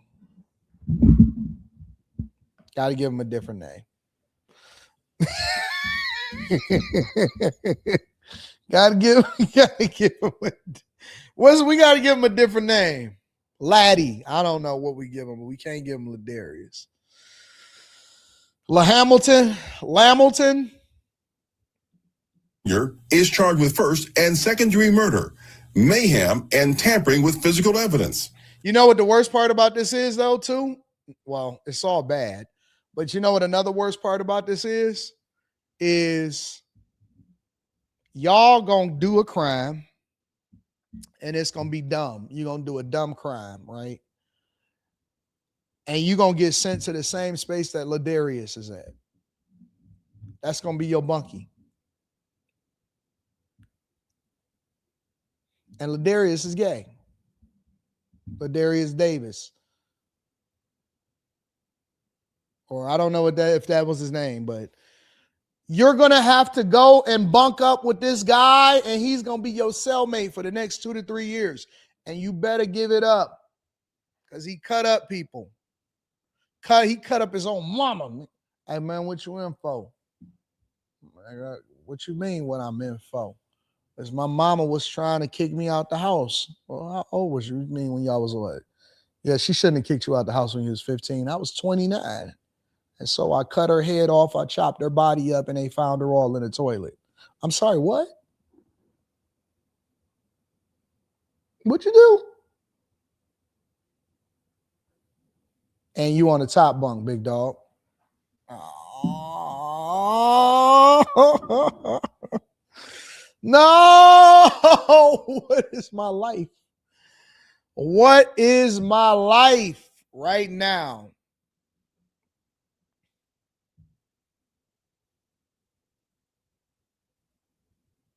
Now we can do this the easy way, and this gonna be somebody's boyfriend. It's gonna be somebody's big daddy in prison. Hey, big daddy. Hey, big daddy. I can't do this. I can't do it. That's why I want to be. That's why I just got to stay out. Keep on telling me that is you know what, but you a nerd. Facts. I'm not trying to hang out with this nigga that just killed his mama. I'm trying to figure out what else. I'm going hoes hunting. You know what I'm saying? We wasn't into this. Like, come on, man. Ain't nobody trying to hang out with no dude that's killing his mama. We trying to figure out what hus said. Getting into all of these confrontations. Killing people. I don't even like hanging around people that's this unkept. I'm having some problems with some unkeptness myself. I got all of this gray. I haven't got the gray done, but I'm still smooth. I'm still smooth, baby. Now I'm gonna make sure that I get all of the razor, and we gonna razor it up, but we gonna have to get this gray up out of there too. I don't like hanging out with people that's unkept. I don't like hanging out with people whose teeth ain't white, whose mustache come all over their lips like this. I don't like that. Because you talking and you don't feel that mustache on your lips. No. People that can talk with they stash over their lip all the way down here, I think you a special kind of crazy. Thank you, Julie. I think you a special kind of crazy. If you can talk and you have your mustache coming over your lip, and you can, because when you're talking, you can feel it. When you chew some food, you can feel it on your lips. So you got to cut that off. And if you can still be like that and still exist in today's society, you're crazy. That means you've conditioned yourself to endure through that mustache. I don't believe in that. I don't believe in that.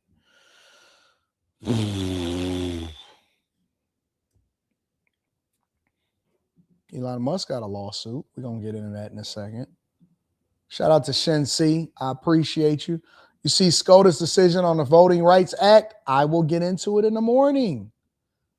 We're going to talk about that. I got to say it. I got to make that my cover photo. Voting Rights Act in Louisiana. Supreme Court rules.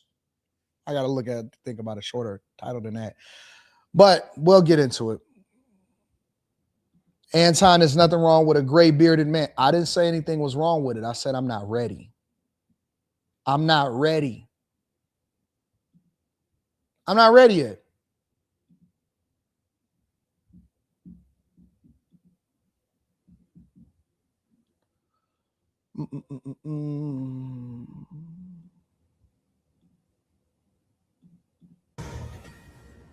Good evening, I'm Bill Malugin, and this is your Fox News report. The man accused of opening fire during the White House Correspondents' Dinner is charged with attempting to assassinate President Trump. Cole Allen also facing other charges. He allegedly stormed the dinner Saturday night. Iranian ports and ends the war. President Trump is reportedly unlikely to accept. I don't want to talk about that. Let me pivot for a second. Like it's a story that has it all. Billionaires, a court battle, high drama, Elon Musk fighting in court. No tabby. All of this. Here's the deal. We're going to explain what's going on with Elon Musk taking a stand in court in the West for the last couple of hours, basically trying to take credit for one of the most influential AI companies out there. It's this huge multi-billion-dollar fight about OpenAI. Musk says, and here's what he told the jury today, civil trial. He says he's the guy who came up with the whole idea behind OpenAI. He said he came up with the name. He came up with the recruiting of the key people. He came up with the money to help pay for it, $38 million. So now Musk is suing Sam Altman. You know Sam Altman. He's another humongous name in tech, one of the biggest names in tech, over what Musk says is a betrayal. Musk is like, hey, OpenAI went from nonprofit to for-profit, even though they said they wouldn't do that. He said that went against the mission that he put his money into. So what does OpenAI say about all this? They say that's not the real issue. They say, wait a second, Musk just wanted control. And then when the company didn't give it to him, Musk got mad, and that's why he's filed this whole thing. So OpenAI, all right, so there's this lawsuit that's been happening and filed, and it's been taking place, and it's between Elon Musk and Sam Altman. Sam Altman is the CEO of OpenAI, which is the company that controls and runs ChatGPT. Now, it is now exploded to what some estimate to be over a $200 billion company. But that wasn't the vision that Elon Musk is saying that he bought into. So Elon Musk started a non-for-profit to fund, launch, and according to all of the documentation inside of the lawsuit, he was really the pioneer of the idea behind artificial intelligence and OpenAI.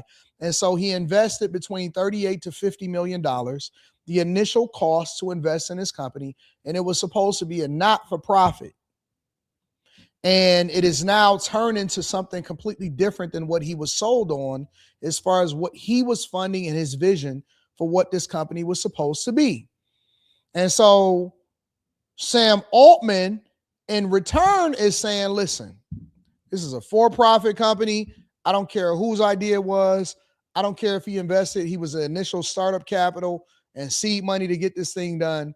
We are now a for-profit company, and we're at the heart of this AI race. And Musk is just jealous that he don't have control over the company anymore. Here they both are arriving at court earlier today for a trial that is just, it's wild, man. The outcome here has the potential to change OpenAI. The parent company of ChatGPT could change the AI landscape as we know it. I want to bring in Brian Chung for more on this. I'm not trying to overstate it. I think it's fair to say there's a lot. This is why, Elon Musk gets out there, calls him Scam Altman. They've had this feud that's been boiling publicly for. So let me ask y'all a question, because some people are saying Elon is wrong. What is he wrong about? What is he wrong about? It's early in the testimony. Elon Musk testified in the trial where he's suing Sam Altman. Where exactly is he wrong? You know,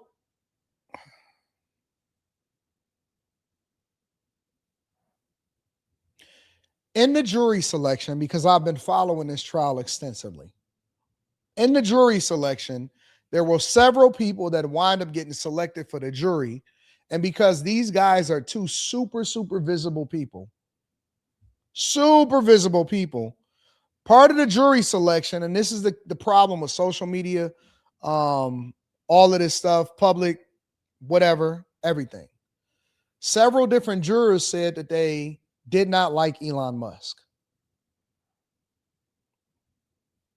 Several jurors said that they did not like Elon Musk, but that they were sure that they could be impartial on making a ruling in this lawsuit, despite the fact that they didn't like Elon Musk, largely because it had been marketed to them as far as no kings and X formerly known as Twitter, and Elon Musk is such a polarizing figure that we're not able to remove our bias. When I jump on after hours with the crew and with the team,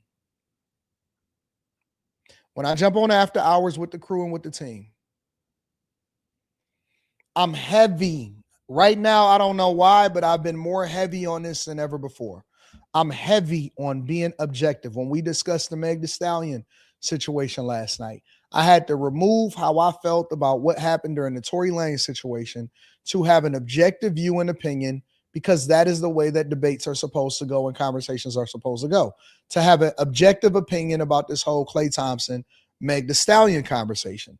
Now, other people continue to try to introduce other aspects of her life or his life into the conversation. I could not do that because it would be biased. And although we all have our biases, it's hard for people to remove how they feel about somebody so that they can make a logical decision or have a logical conversation. And when I seen people in the chat and they were, oh, burner at the pitchfork and all of that, and it's like, wait a minute, let's mind this out, guys. Let's mind this out, guys. And so when I see people feeling some type of way about Elon Musk in this conversation, I know that they're not listening to the facts. They're not listening to the testimony. They're not listening to the court documents.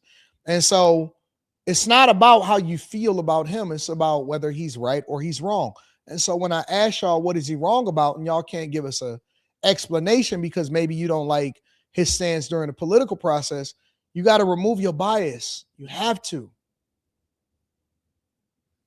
Mike says, but the past is an indicator of future behavior. Well, we can say the same thing about everybody then, huh? Literally, you can use that same conversation for everybody. No, you have to look at the facts of what happened, not an opinion, not a perspective, not speculation, not conjecture. You have to look at the facts of that situation. Tavi says, Anton, I don't agree with you on this. A person's behavior in the past can help you make an objective opinion on a present issue, unless the facts presented and says otherwise. Listen, Tavi, no matter how you feel about the situation, you can't sit there and ignore the facts and then make up your own narrative, regardless of what the facts are saying. If the evidence says A, you can't say B because of what you've seen them do in the past. You got to go based off of the situation. If I am innocent of this crime that I'm accused of, but I'm guilty of other crimes I didn't get convicted of, you can't send me to jail because I'm not on trial for the previous crimes. I wasn't there on that one. Listen, I robbed 17 banks. That one right there where that lady got killed and this man went and killed somebody, that's not me. You're accusing me of something that I didn't do. I don't care how you feel about previous bank robberies. I didn't rob that bank, and you're not going to convict me of that bank robbery right there.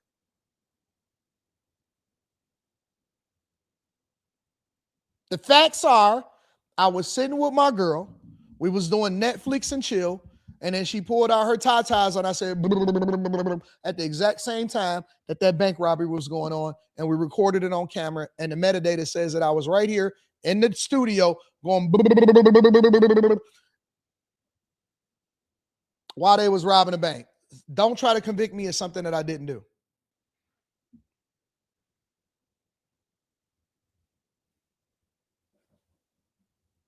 Now, if you want to chase me down for that, then that's a whole nother conversation. The other robberies, listen, all right, you got me on that one, but you ain't getting me on this one.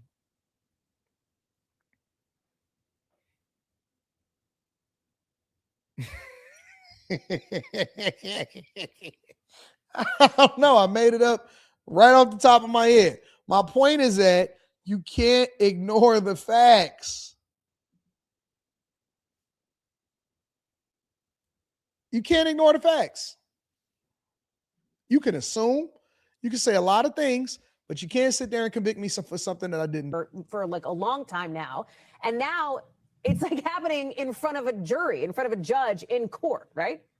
Yeah, and it's for the press also that's covering this massive trial that's 50%, as I've described it before, about the future of artificial intelligence, but also 50% a schoolyard fight and feud between two people who happen to be billionaires. Again, just to rehash what we're talking about here, Elon Musk is suing Sam Altman and OpenAI, alleging that he was essentially duped when he gave $38 million to stand up OpenAI with Sam Altman over 10 years ago. But that was on the premises that this was going to be a nonprofit company, which OpenAI switched to a for-profit company structure shortly after the fact. Now Elon Musk wants OpenAI to give up over $130 billion, and he also wants Sam Altman out of OpenAI. Now, Elon Musk did take the stand today, and he did say at one point that, quote, if the verdict comes out that it's okay to loot a charity, charitable giving in America will be destroyed. Again, because he's arguing that by switching from a nonprofit to a for-profit, that's what happened here, that a charity was essentially stolen. Now, OpenAI denies these allegations.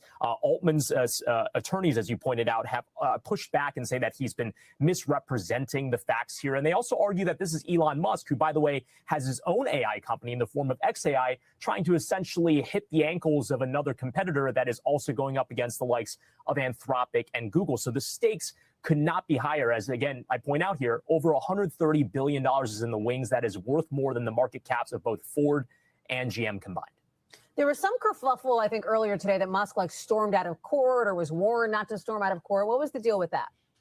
Yeah, well, I mean, look, Elon Musk did appear today, and I should point out that his testimony wrapped today because of the time that the judge wanted to wrap up. He will be coming back tomorrow, so he cannot storm out of court. He is going to have to come back again tomorrow. But again, you should remember here, Elon Musk is the plaintiff. He is the one that has brought forth this case against Sam Altman. So if in cross-examination he doesn't like the questions, I mean, this is, again, his court case.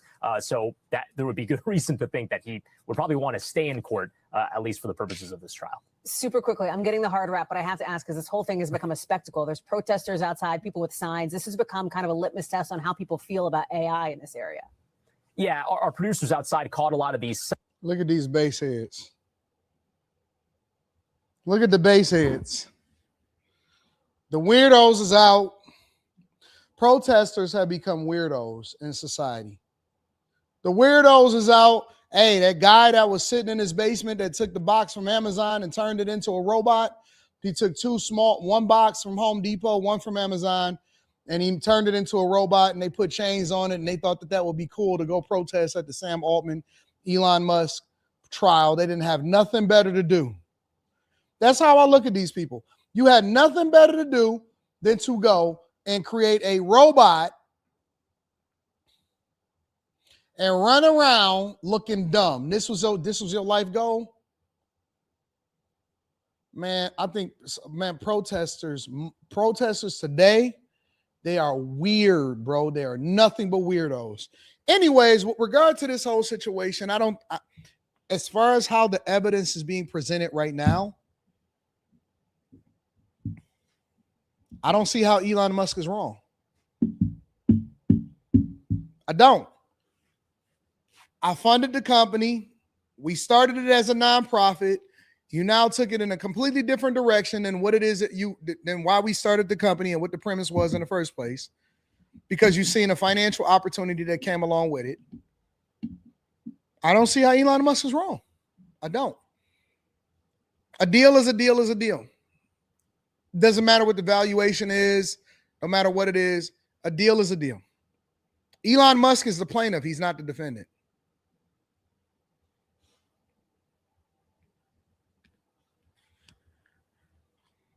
I don't see anything that would lead me to believe that Elon Musk is wrong in this situation, based off of what's being presented. I'm sure when Sam Altman testifies, if he testifies, then maybe we can change the narrative and have a completely different conversation. But I don't see where he's wrong.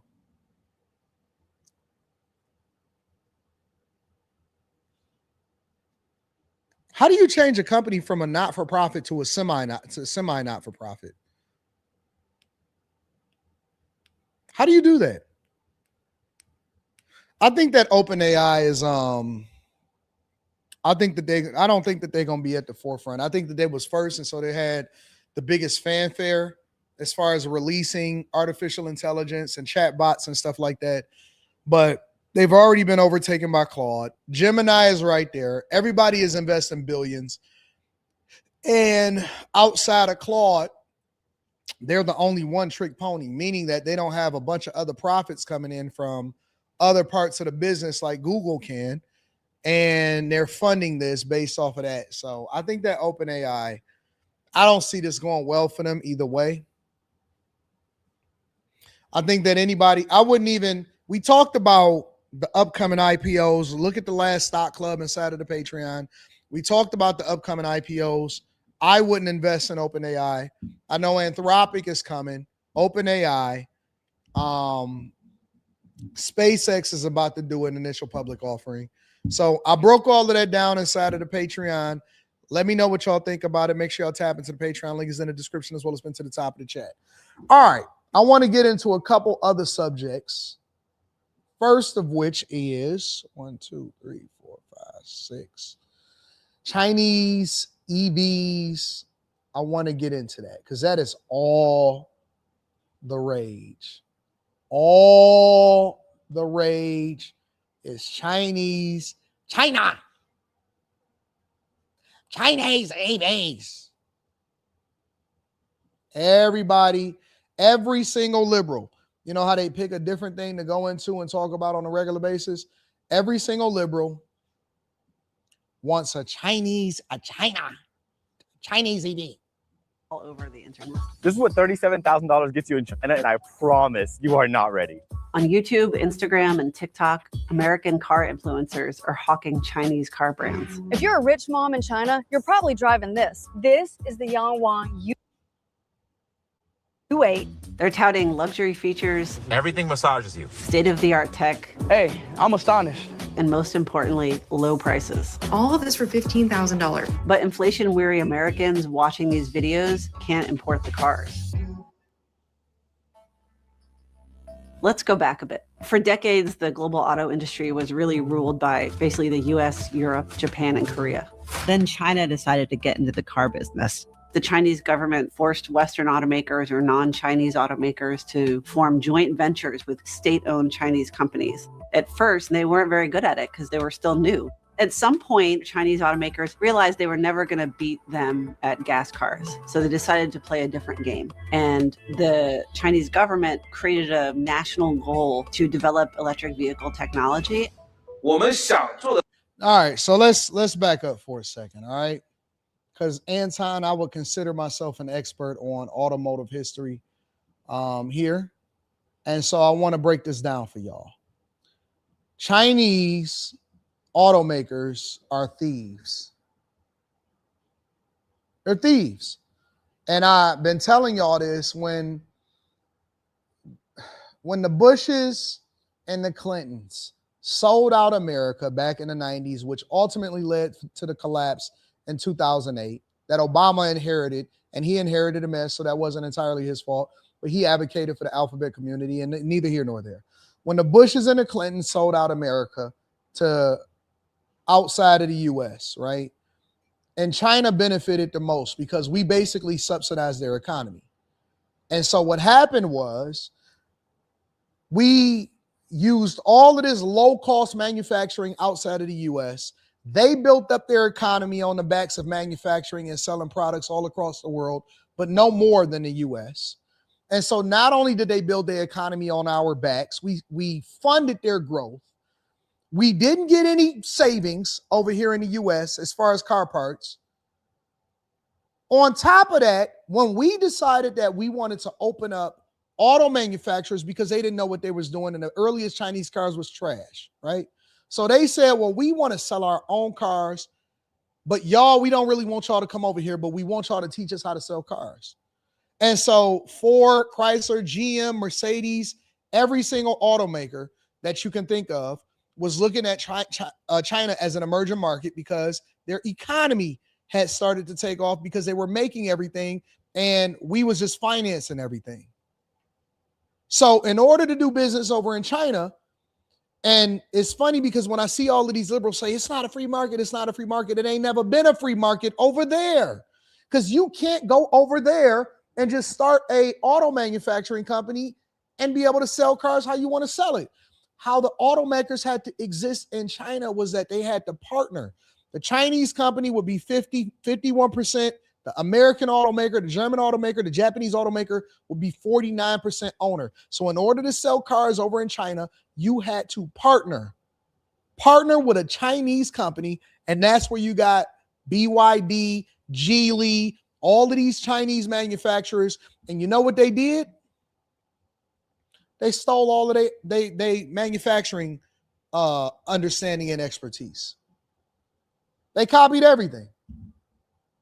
And then they said, all right, now we're going to break off on our own and we're going to beat you at your own game. Furthermore, I also find it funny that all of a sudden,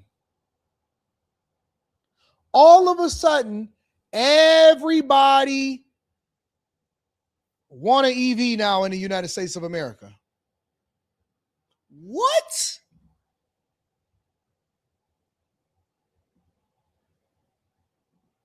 I thought y'all didn't like EVs.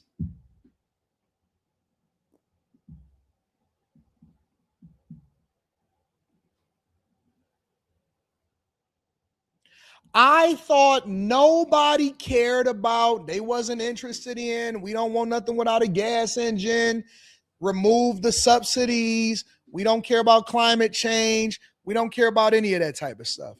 Nobody, and I mean nobody, cared about EVs. All of a sudden, everybody want to eat a Chinese EV. Have y'all noticed the switch up? That's why I don't believe people, bro. Now, I have always said that I like both. I said that I love the Taycan. I love the Model Y that we had.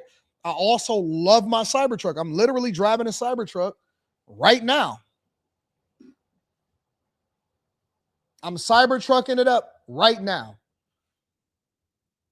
I think electric vehicles are the best ever when it comes to everyday things, cutting costs, easy to get around, charge it up at the crib, whatever, so on and so forth.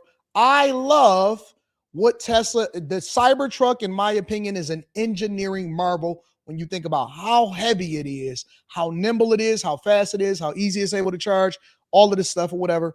It's a phenomenal truck to get around in.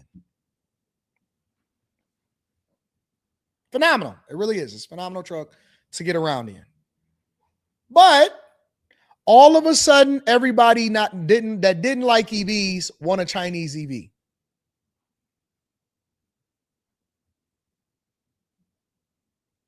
All of a sudden, everybody want a Chinese EV.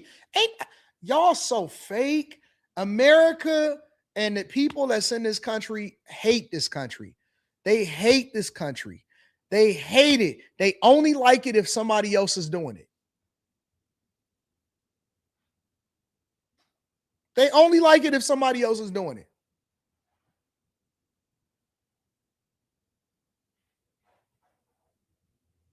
That's the nature of people, though. And you know what's so tripped out? The Chinese people, these Chinese automakers are taking over the world, right?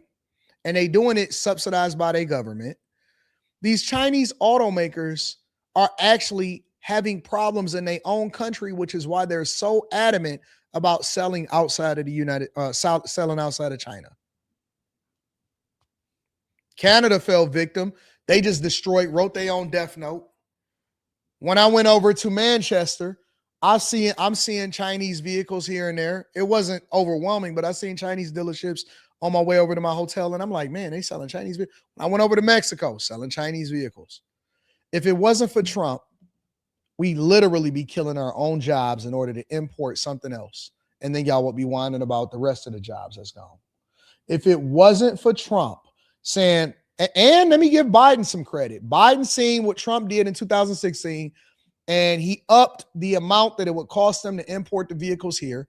And he said, we're going to have to put 100% tariffs. See, they think that Trump is the only person that was a fan of tariffs. The Biden administration also protected our economy from the Chinese by saying, all right, y'all can't come over here and sell all of this. And the Trump reinforced it by making it a national security issue for our technology and our insight and information that they learn on you to go back over there to China, which is one of the reasons why TikTok had to be sold.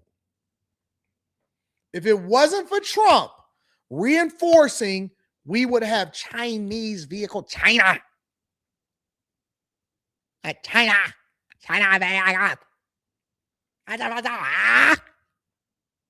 我说得不好，我说得不好。你国是不是不懂我说的？ Oh, we would have China vehicles, that EV Huang 37 over here in the United States of America, so that your uncle can get laid off and your daddy ain't got no job.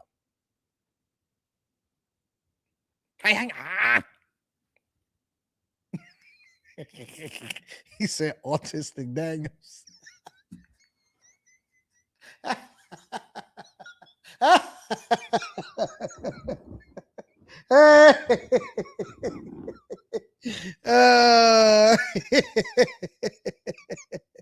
Yeah.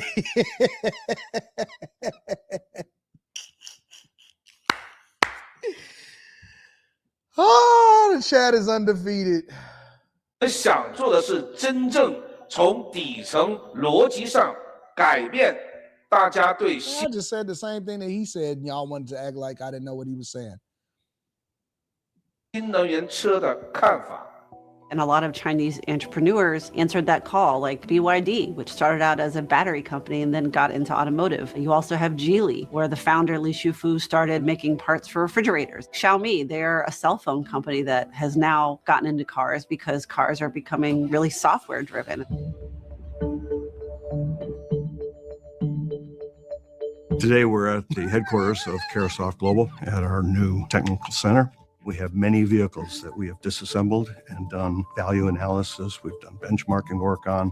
Here we have a Tesla Model Y, and it demonstrates their usage of mega castings.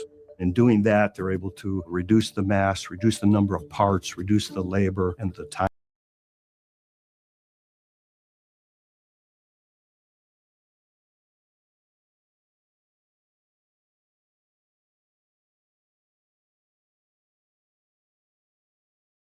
Y'all tried to kick me out?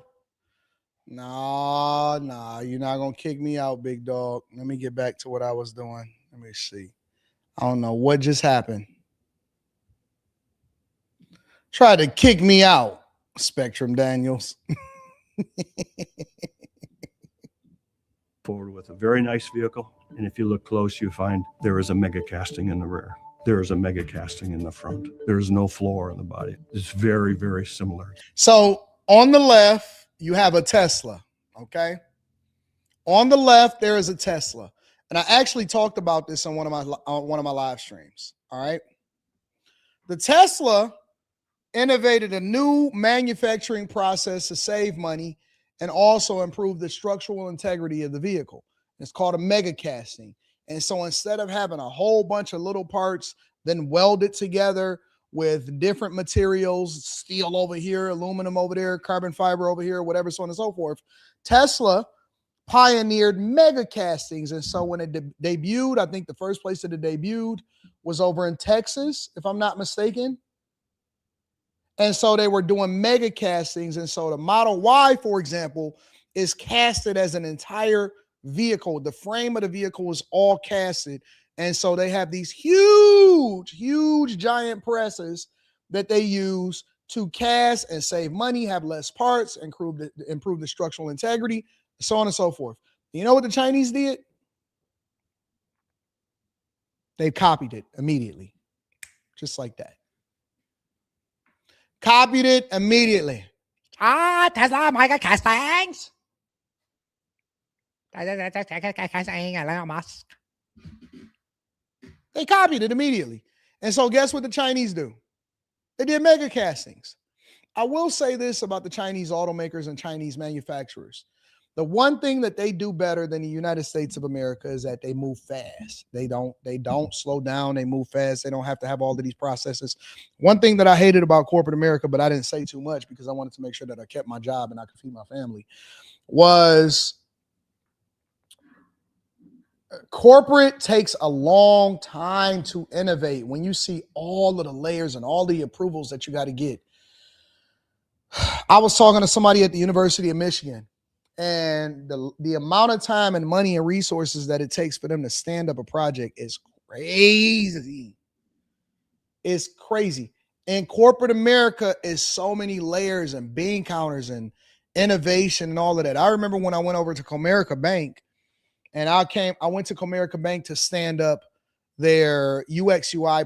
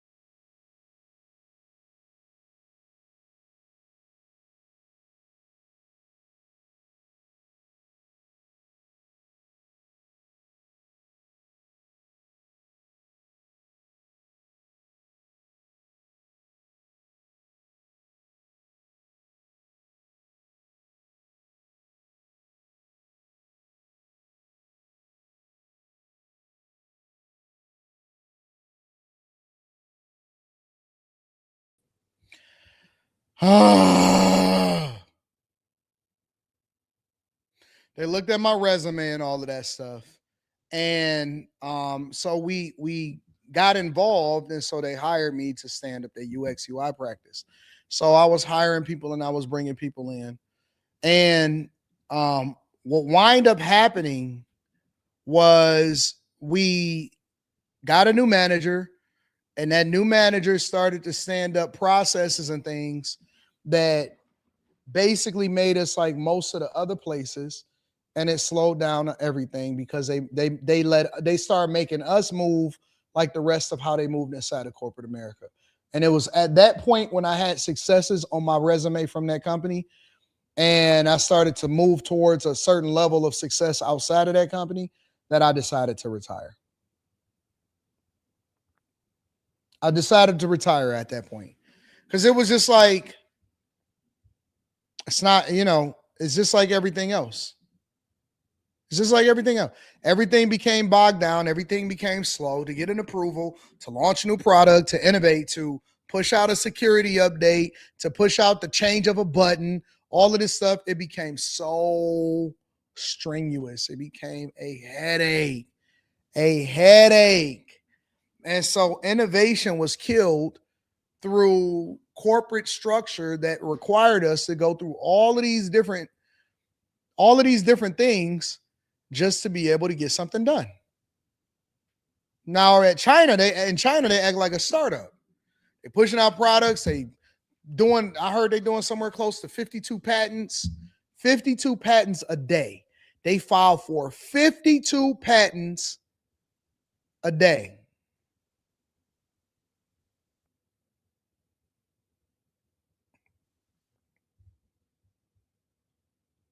It's been imitated here. However, if you look closely and study it, you realize they've been improved upon. And we see that across the Chinese auto industry, brand by brand, this drive to imitate, to improve, to increase, and to do it very, very quickly. And we're reminded it's not the big that eats the small. It's the fast that eat the slow. So when you look at the speed of the Chinese auto industry, I think the traditional OEMs, those from North America, those from Europe, they get it. They understand. This cannot be left unchecked. Car companies in the United States definitely need to worry about Chinese cars, and they are worried about Chinese cars, even though it's basically impossible to sell them in the United States today. The reason is a combination of tariffs and regulation that's linked to national security. In 2024, under President Biden, the United States introduced a 100% tariff on Chinese EV exports. In addition to that, in early 2025, a new rule was introduced, which essentially banned the sale and import of vehicles containing technology linked to China. This in practice makes it very, very difficult for Chinese companies to import into the United States. Even though the US has these policies in place to keep Chinese cars out, they're growing almost everywhere else in the world. They have a lot of market share in Mexico, they're growing in Brazil, they're taking over Europe, they're big in Southeast Asia. Think of it as a global pie that's a finite size. And so when the Chinese come in and take share, that means another automaker like Toyota or Ford or Volkswagen is losing share. And people want them to come over here so that they can erode our market like everybody else has done in the past, and they haven't learned from it. They restrict the amount of cars that can be sold and the way that you can sell cars in their country. And then they want them to be able to come over here and sell and buy and do as much as they want to in our market and erode our jobs and destroy our people. It's bad. It's bad. And they do have a problem with updates and support services. They stop updating their cars, and so your car can be bricked. Somebody says, how can you complain? Are you against everything America, Abe? Are you against everything America?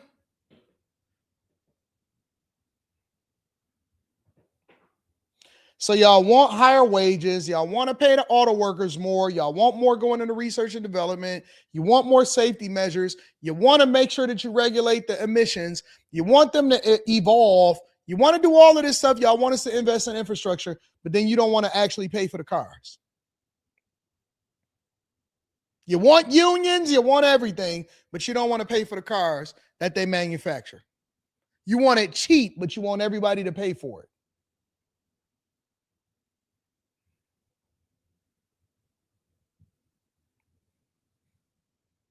Y'all said y'all wanted big SUVs and y'all want Hellcats all over the place.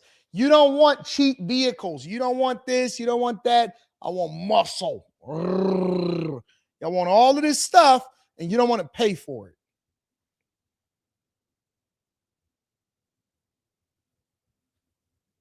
Amazing. Amazing. Well, I don't know who's going to pay for all of this subsidized ways that y'all can do it, but I guess y'all got a better idea than I do. Make sure you guys hit a like for the algorithm, subscribe to the channel, and turn on your notifications.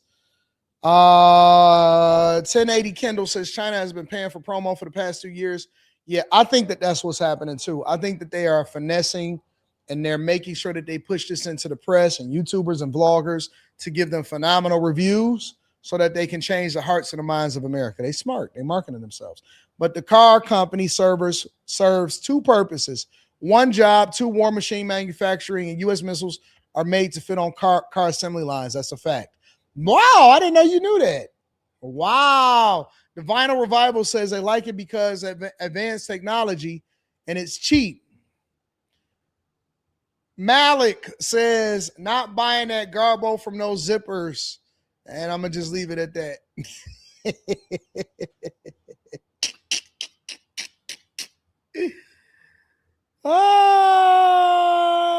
Somebody said cars are necessary are a necessity depending on where you live. Then move closer. Ain't nobody tell you to move out to the boondocks.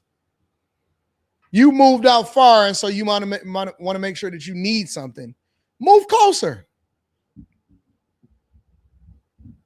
Move closer. All right. Listen, I love y'all. I appreciate y'all. Y'all are the greatest audience on earth. I'm about to cut out so I can cut in. I love y'all. I'm going to holler at y'all later. Peace.